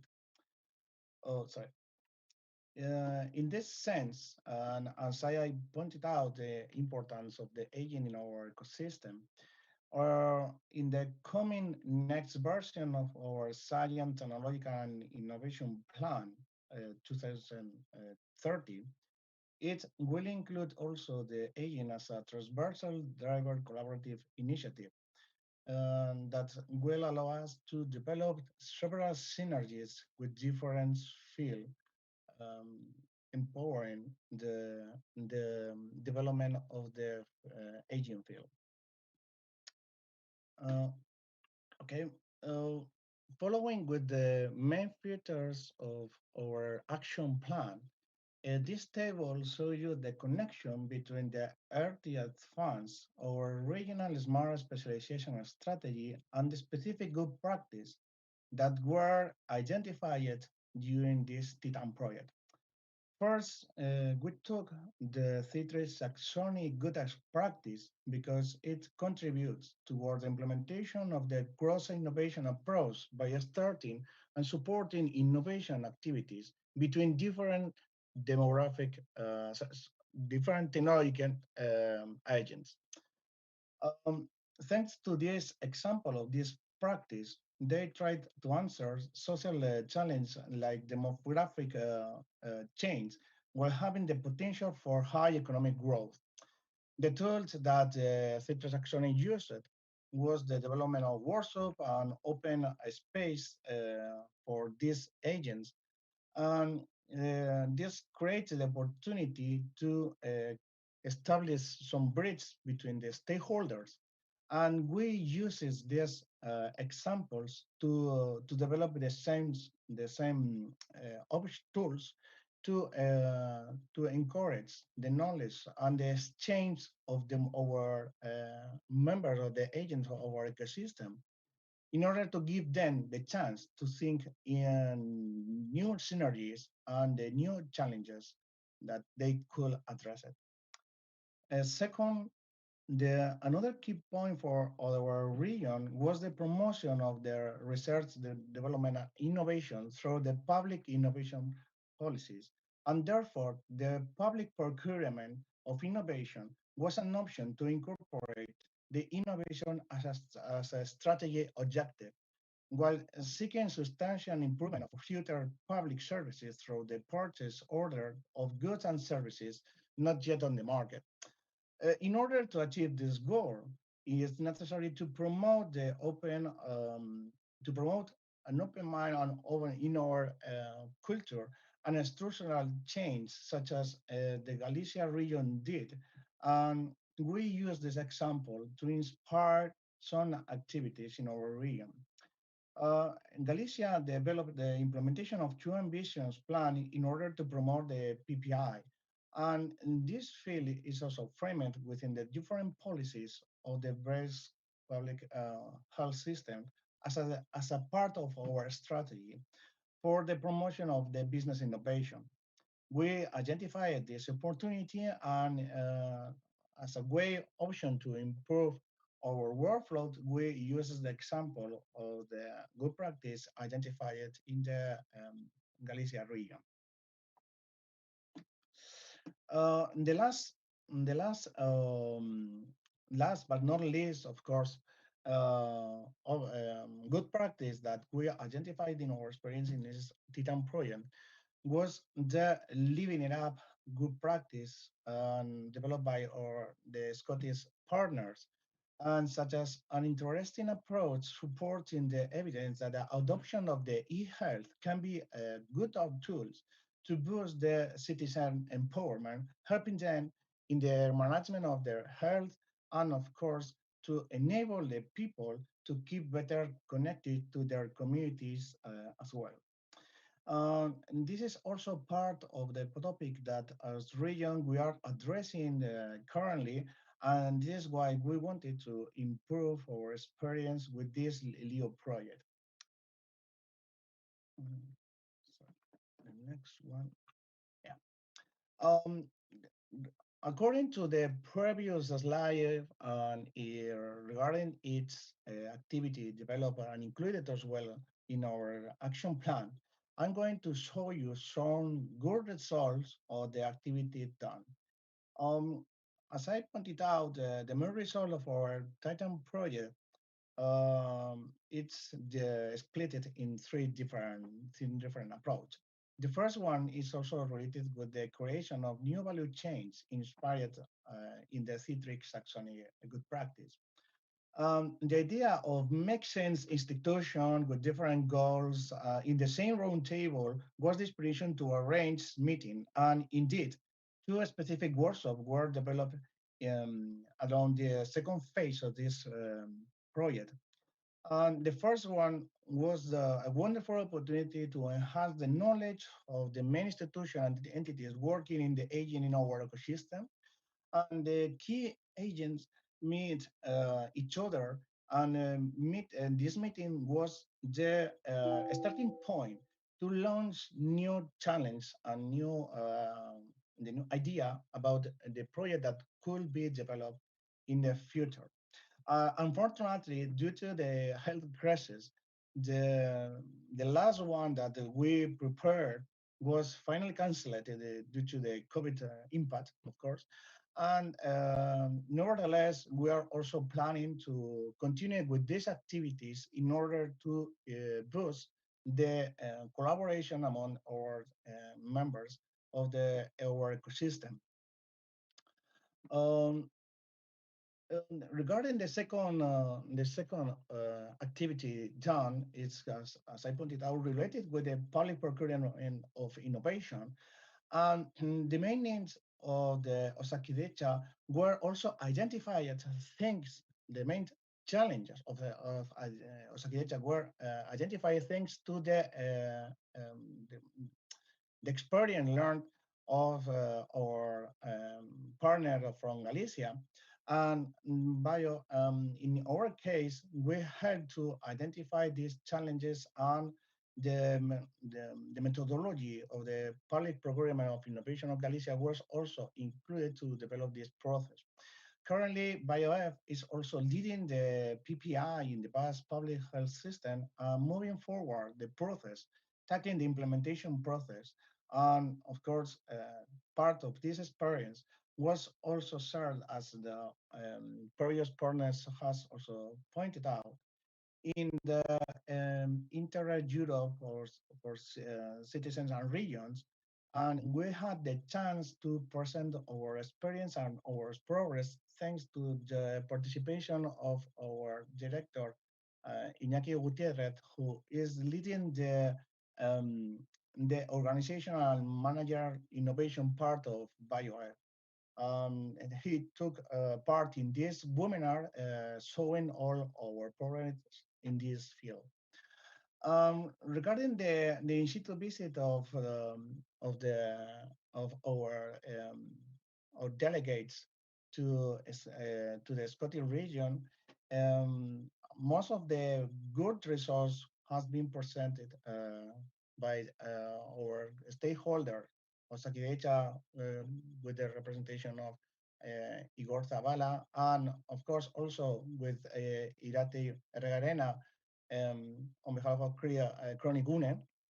And I'm not going to develop a deep presentation of the results because they already done, but I would like to just only add some information regarding the presentation, just only to underline that our region experience regarding this field has also presented in the European region of citizens and with a really good well received by the public. So overall, I could say that our region is in the way to improve the development of new value chains in the active and healthy aging. We are also working actively in the process of incorporating the public procurement of innovation into the Basque health system. And of course, we're also working in the area of the citizen empowerment, in our case, in the patient empowerment, thanks to the inspiration of the good practice of the Living It Up project. Of course, I don't want to lose this opportunity to congratulate to ACIS for the leadership of this project, TITTAN project, and for supporting us along these years. And of course, I would like to highlight especially the work done by Jose Maria and Mercedes along this year.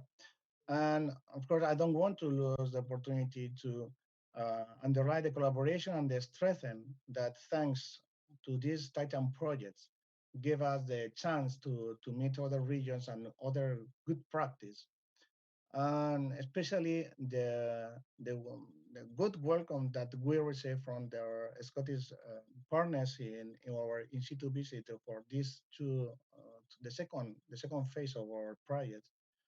And last but not least, of course, thank to our stakeholders, especially Sakidecha and Kronigune, Igor and Irati, for being a really active and collaborative stakeholders in our ecosystem. Thanks all of you for the good experience that we have done and the improvement process that we are addressing now. And at least this is all that I would like to share with you today with this presentation. Thank you. Thank you very much, Xavier. I know that, well, this is the last part for greetings and for thank you.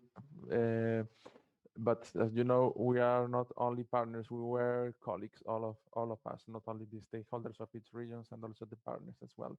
So yes, let's continue with the next presentation that is from our colleagues from Scotland. That today we will have Janet Hughes, that she's from the DHI, that from the Digital Health and Care Institute, and Matt from the University of Edinburgh. I don't know if they can hear me. Yes, and I can see also the presentation that they are sharing. Yeah, thanks, Jose. Matt's actually going to run through the presentation, but again, thank you for letting us participate. So I'll pass on to Matt. Thanks, Jose and Jeanette. So my name is Matt Boaman. I'm a Chancellor's Fellow in Digital Health and Data Science at the University of Edinburgh. The reason why I'm presenting this presentation is because I was the principal investigator for this project when I was at the University of Strathclyde, but I left about a year and a half ago to join the University of Edinburgh.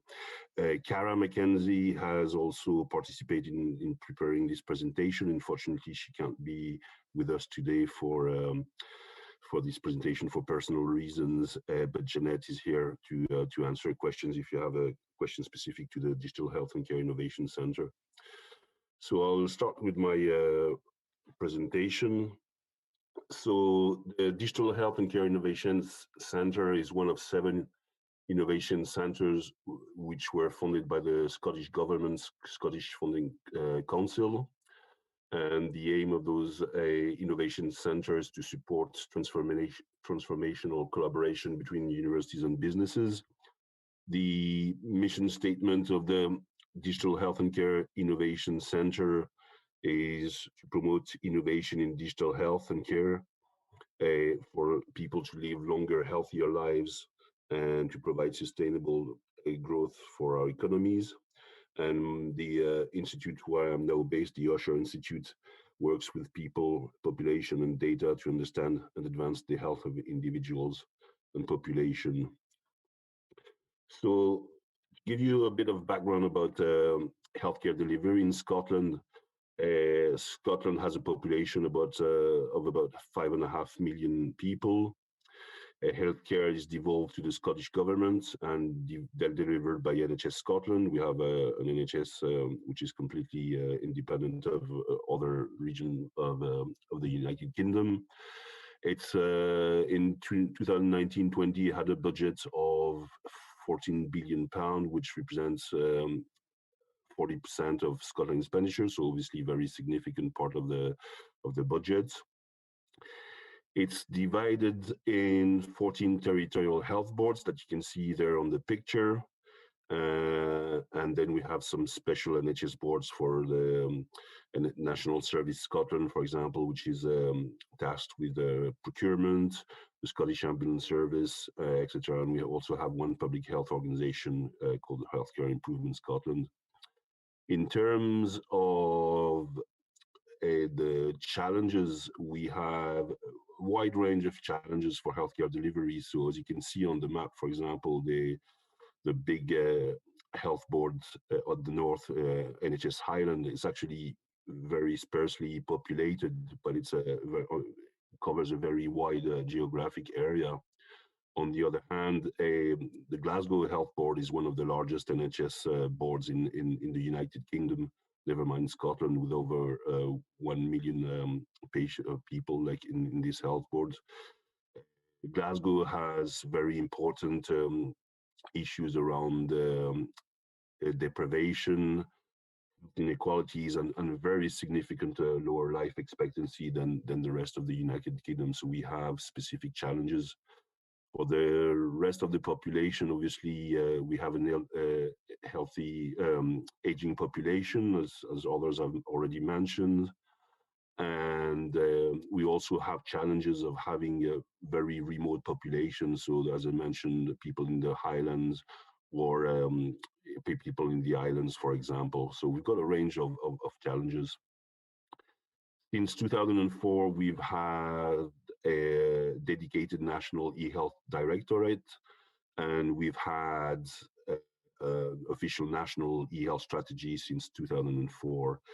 Prior to that, there has been large IT program, and I'm going to mention some of these next.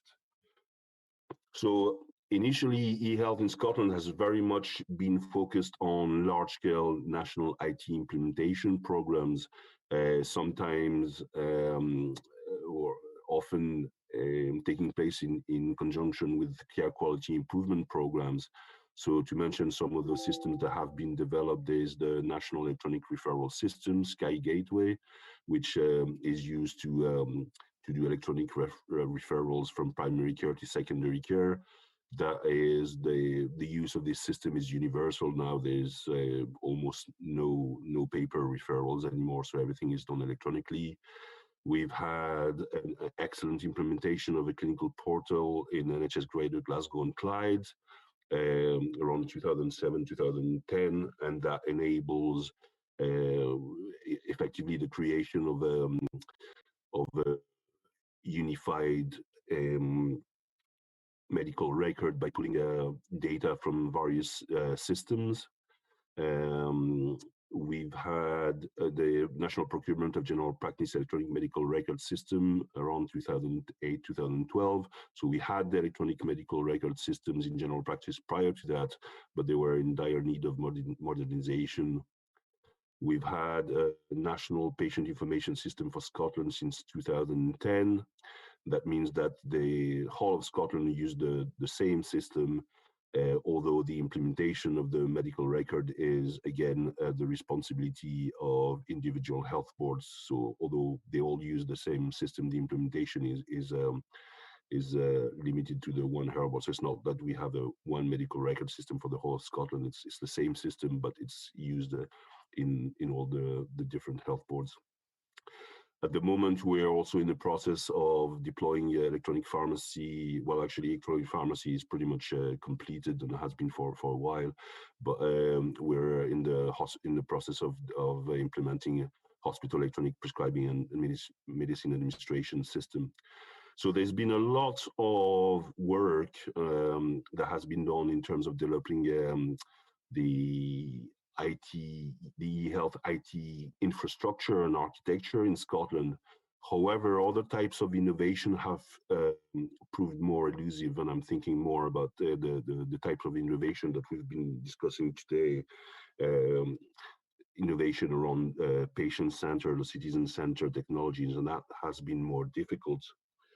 So in order to address that, in 2013, as I already mentioned, the Digital and Health and Care Innovation Center was launched, and its mission was to support the growth of jobs, promote business investment in innovation and research, develop links with the enterprise, research and development centers, and higher education. That has enabled change by developing links between enterprise and higher education centers. The Digital Health and Care Innovation Center has been heavily involved in communication and dissemination and knowledge exchange activities, including as part of the TITTAN network. And also DHI works very closely with Scottish Government to a number of projects and policies, and in particular the review of policy instrument and to influence the RDF consultation. So DHI is now in phase 2 of its funding. I would probably think it's fair to say, but Janet can correct me if I'm wrong, but initially DHI approach to innovation was very responsive. So basically, the people came to DHI with ideas about innovative projects and programs, and then basically those projects were assessed and then funded based on their merits. I think in phase 2, they have adopted a much more strategic approach, working more closely with NHS Scotland and Scottish Government in terms to trying to identify high-level priorities and then commissioning innovation in these specific areas. So it's been a more focused and targeted approach to innovation in phase 2. So in terms of the knowledge exchange as part of TITTAN, we've participated in all the network activities. We've probably, I would say, hosted the largest network meeting when we organized our meeting in October 2017 in Edinburgh, which was in conjunction with the BCS Health Scotland conference. We had over 200 participants, and also a keynote address by the then Scotland Health Cabinet Secretary, Shona Robinson. We hosted a number of in-situ visits, which some of the presentations have already mentioned. We did one in particular with one large technology implementation program called the Technology Care Program. And then we participated in a number of in-situ visits, and the ones I particularly want to speak about are the ones we did in the Basque country with the Innocent programs and Galicia with the ASES.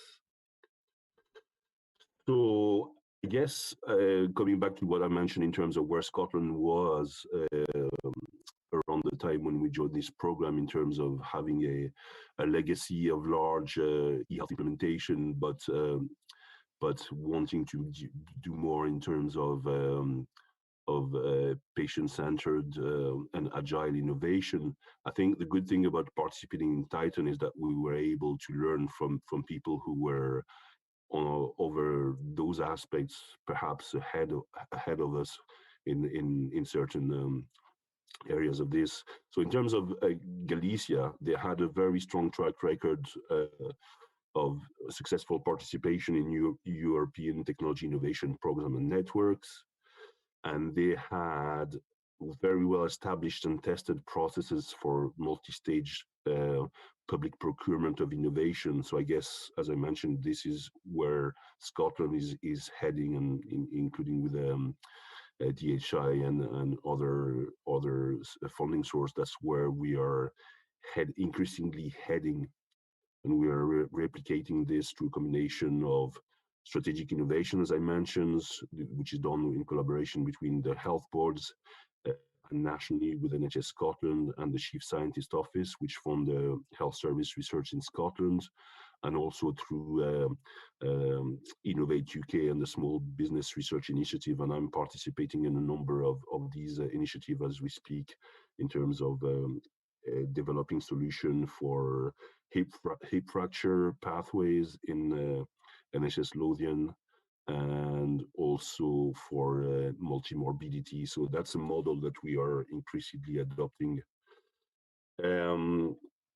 We were very interested as well in the digital implementations, which were focused on versatile digital platforms. So as I said, Scotland was very much working on the basis of single purpose large-scale electronic system prescribing a medical record or clinical portal. What we were lacking was a more versatile platform which we could enable a range of use. So for example, we've got a very good system that have been developed in Scotland for diabetes called My Diabetes My Way. DHI has also participated in the development of that innovation. The issue, however, as I mentioned, is that many people in Scotland don't have a morbidity, they have multiple comorbidities, so having to use different system for different conditions is obviously not ideal. So looking at national implementation, which enabled more than one disease focus was very inspirational for us.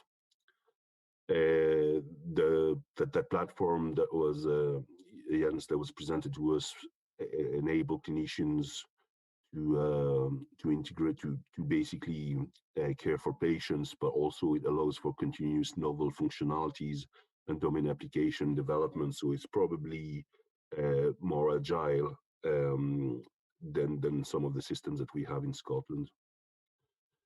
Also in Scotland, something that we've been wanting to do for a long time but haven't quite managed is to develop a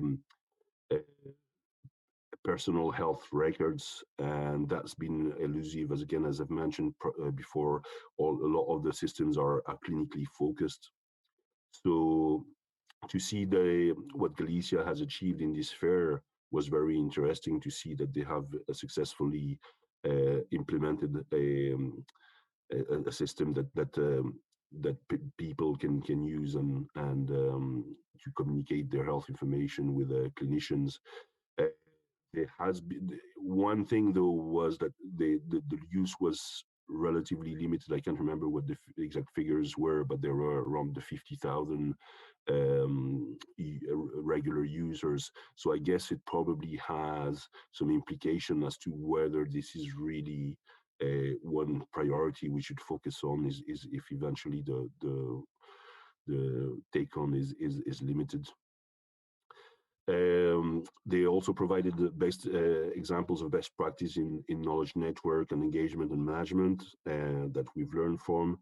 And a lot of what we've learned during TITTAN has been used by DHI to develop its funding proposal for phase 2. So that's been a very useful practical lessons.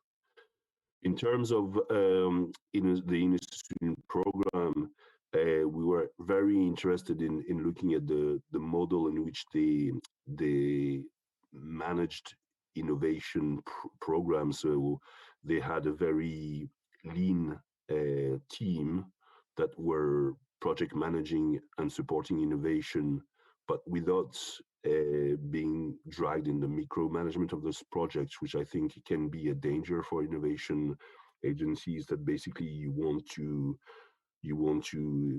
keep your hands on project, but the issue is that obviously that limits the number of amount of projects that you can take on. So having a lean model where you sort of monitor what is going on without being too involved in it would probably allows you to be involved in a larger portfolio of innovation projects. And I think that's also something that DHI has learned from this exchange. So in terms of where we are with our action plan implementation, in terms of actual integrated health and home monitoring platform, DHI has been developing a simulation platform that enables industry to trial their innovation solutions with a clinical system in NHS Scotland, and that means that innovation can take place without being disruptive to clinical activity. In terms of ecosystem and engagement development, there's been a lot of work on creating a community around healthy aging, the technologies for healthy aging.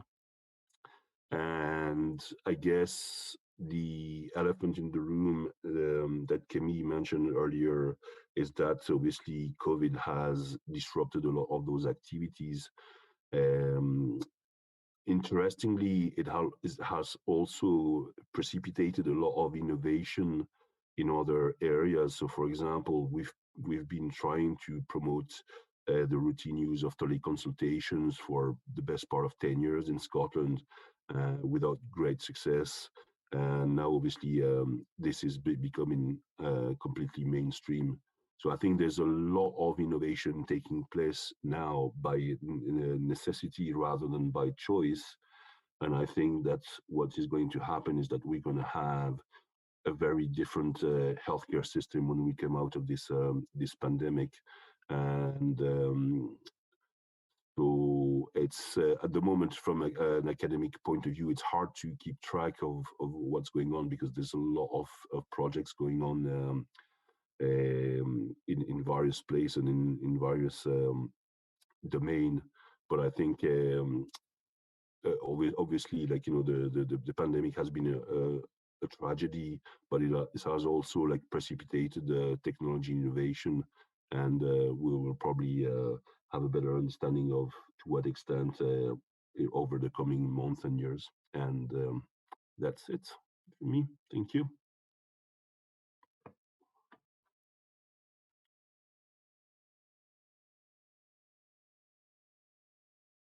Yes. Yes. Thank you very much, well, Matt and Janet, for your very interesting presentation and also for the results in the framework of the TITTAN project. Now we have to move to the last section, that it will be solutions to support collaboration, training, and innovation on active and healthy aging. It's our next two partners. I think you have to stop sharing your screen, Matt or Janet. Yes. And let's continue with the Lombardy region from Italy. That will be Paola Bello and Marcello D'Amico from the Regional Foundation for Biomedical Research, FRRB.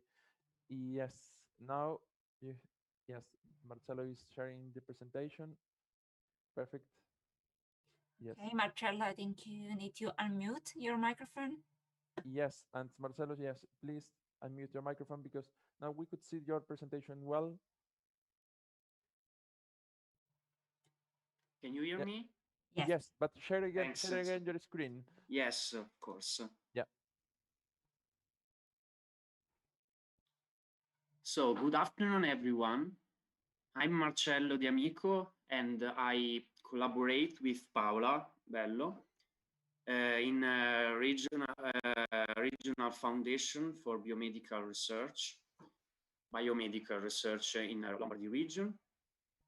FRB, it was born in 2011, and the purpose of our foundation is manage the European and regional funds to create real impacts on the territory of Lombardy region.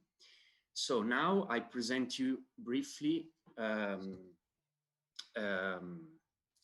the regional context, then the learning exchanges and the implemented results from our action plan.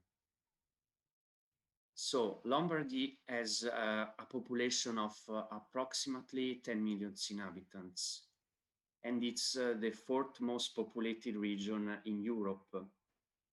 It's very important to say that healthcare system in Italy is completely organized at regional level. And for that reason, Lombardy region funds 19 billion euros per year in healthcare system. Concerning the policy context, FRB operates within these policies, in particular the RDF operational program of the region and the regional S3 strategy regarding health industry. And I can also mention that in Lombardy region are located a lot of institutions and entities in health sector and scientific fields. For example, public and private universities, scientific institutes, 18 scientific institutes, 12 National Research Council institutes, and 29 public hospitals. Moreover, we are on the regional territory are located also biomedical industries, medical devices, and pharma industries.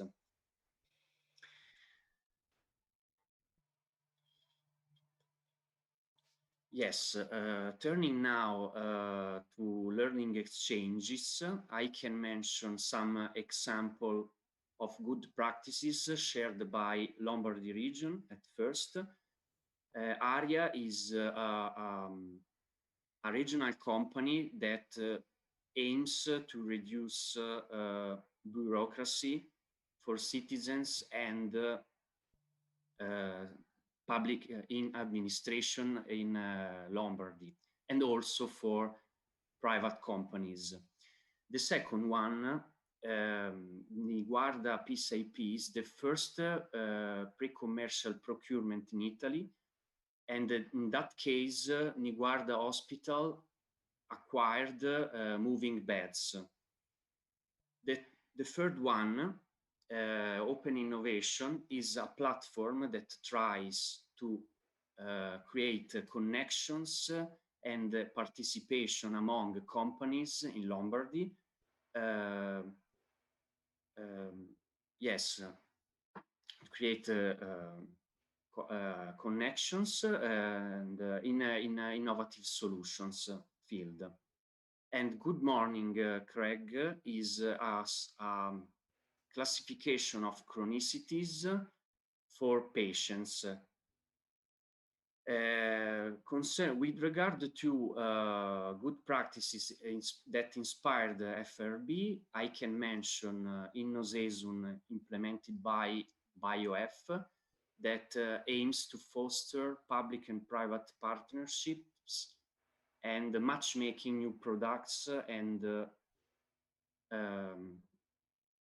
in medical devices, sorry. And the second one, Innova Saude, that was a good example of public procurement of innovative solutions program. Now I report you the major actions implemented by FRB.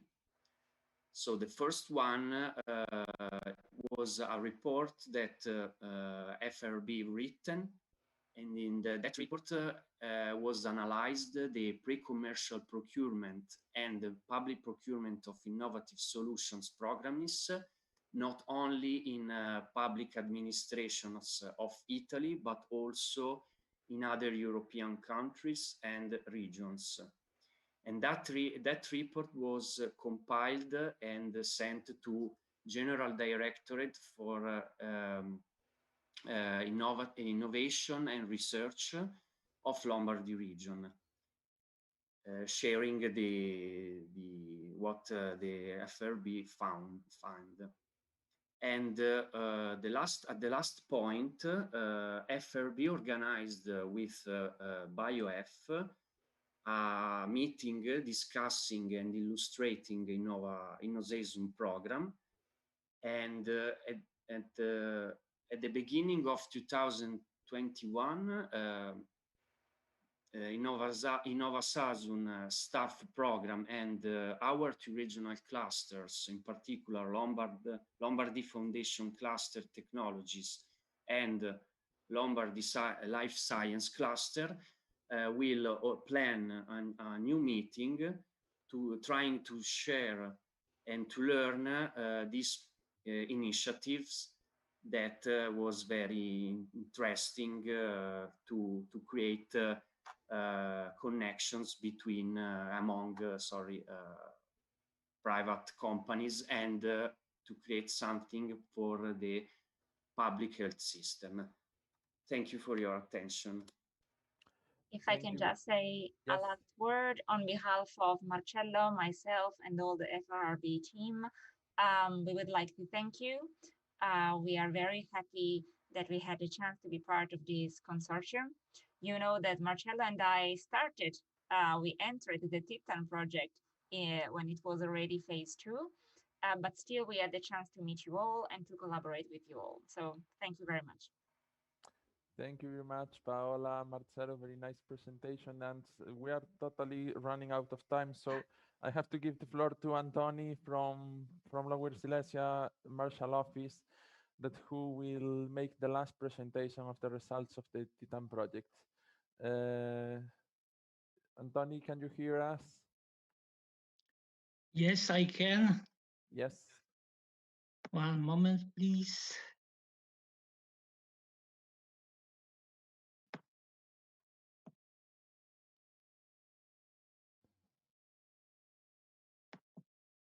Okay. You have to share your screen and the Yes, presentation. yes. It's done. Can you see? Yes, but if you can open the view. Okay.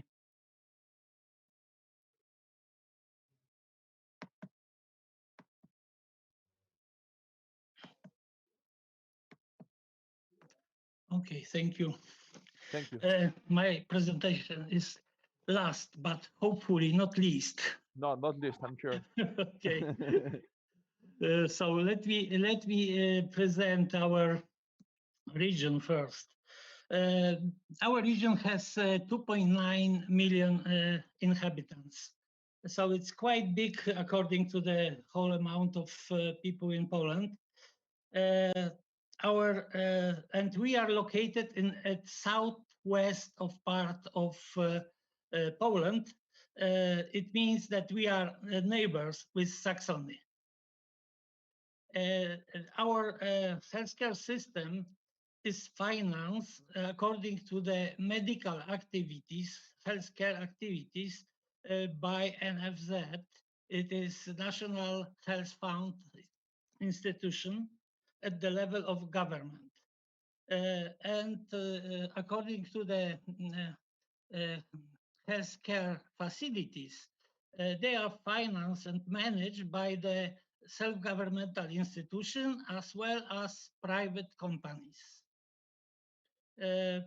According to Marshall Office, Marshall Office is managing 26 healthcare units.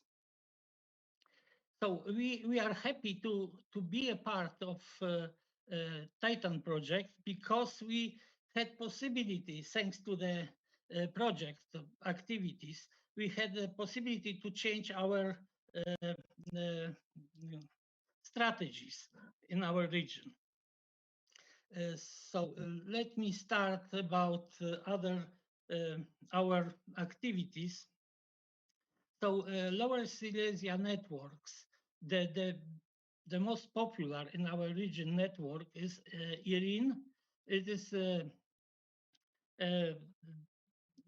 is organized by our Brussels office.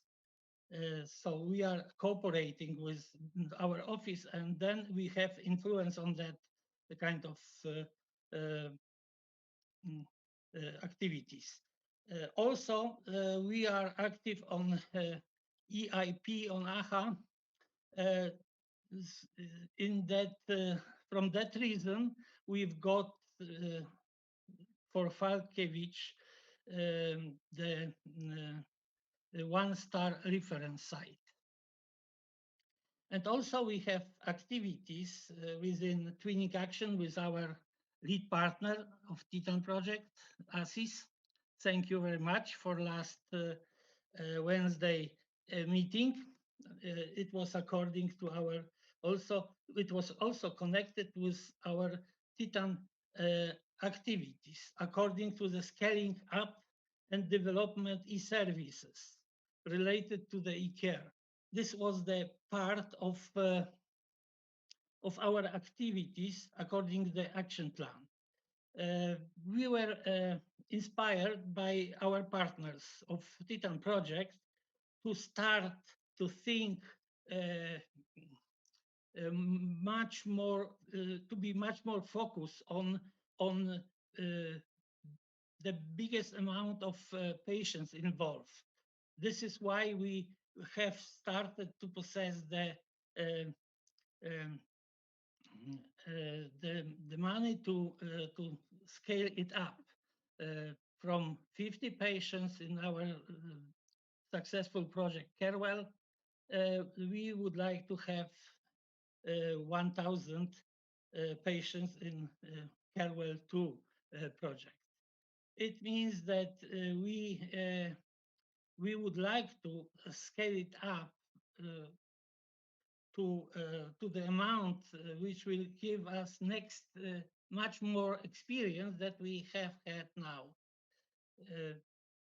We are inspired by our partners of the TITTAN project. Next project was according to the development of new service dedicated to the prevention of frailty in frame of e-care project.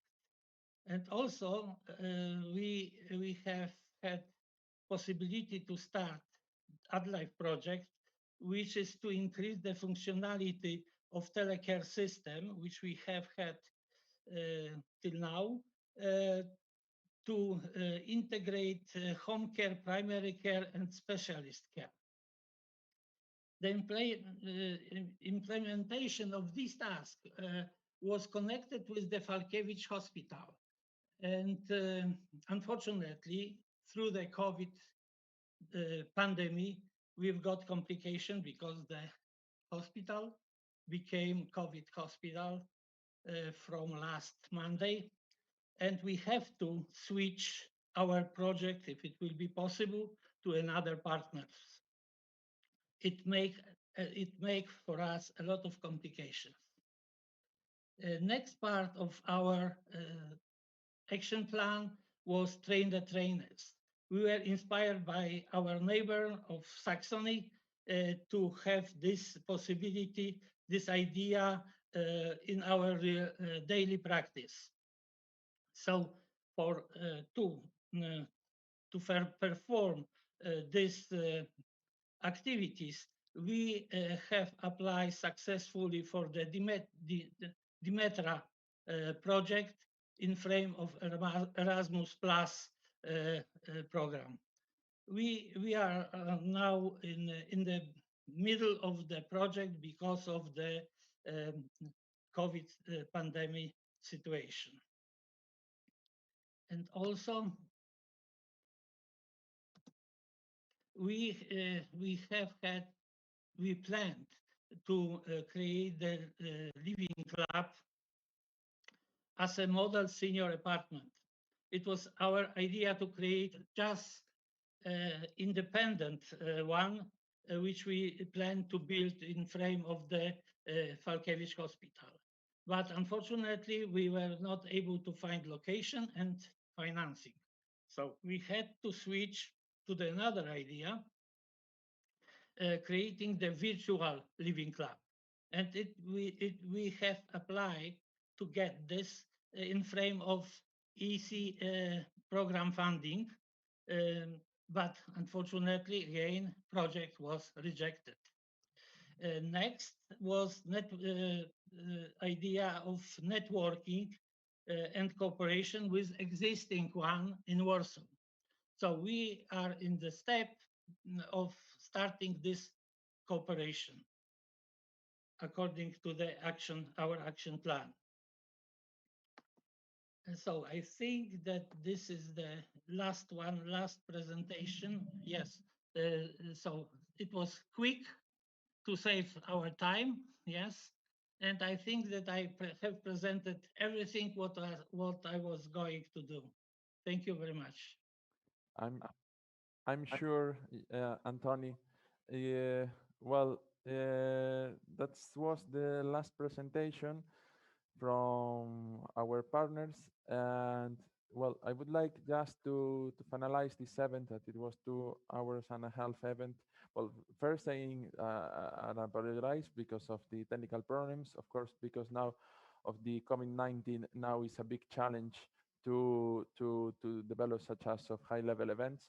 But I think it was a good summary about the project results, about the event, and I see that all the partners and colleagues, they have the same conclusion: to continue working on new projects and on international cooperation. And well, if I have to say thank you to all people that were working with me, I would never finish, because it's from many of partners from here, from ASIS as well, and our Manuel, that he is the technical officer here, that helped me to develop such a video conference. So if I start with names, I would never finish. So I will just finish saying big thank you to all of you, and to continue working in new projects together. And so thank you, dziękuję bardzo, grazie mille, escarricasco, danke, and all thanks you to all of you. So thank you very much, and let's continue and see you soon in new challenges. I can see that some of you are connecting the cameras, so thank a lot. Thanks a lot. Thank you, guys. See you soon. Yeah, thank you very much. Bye bye, and see you soon. Bye bye. Bye bye. Bye. Bye.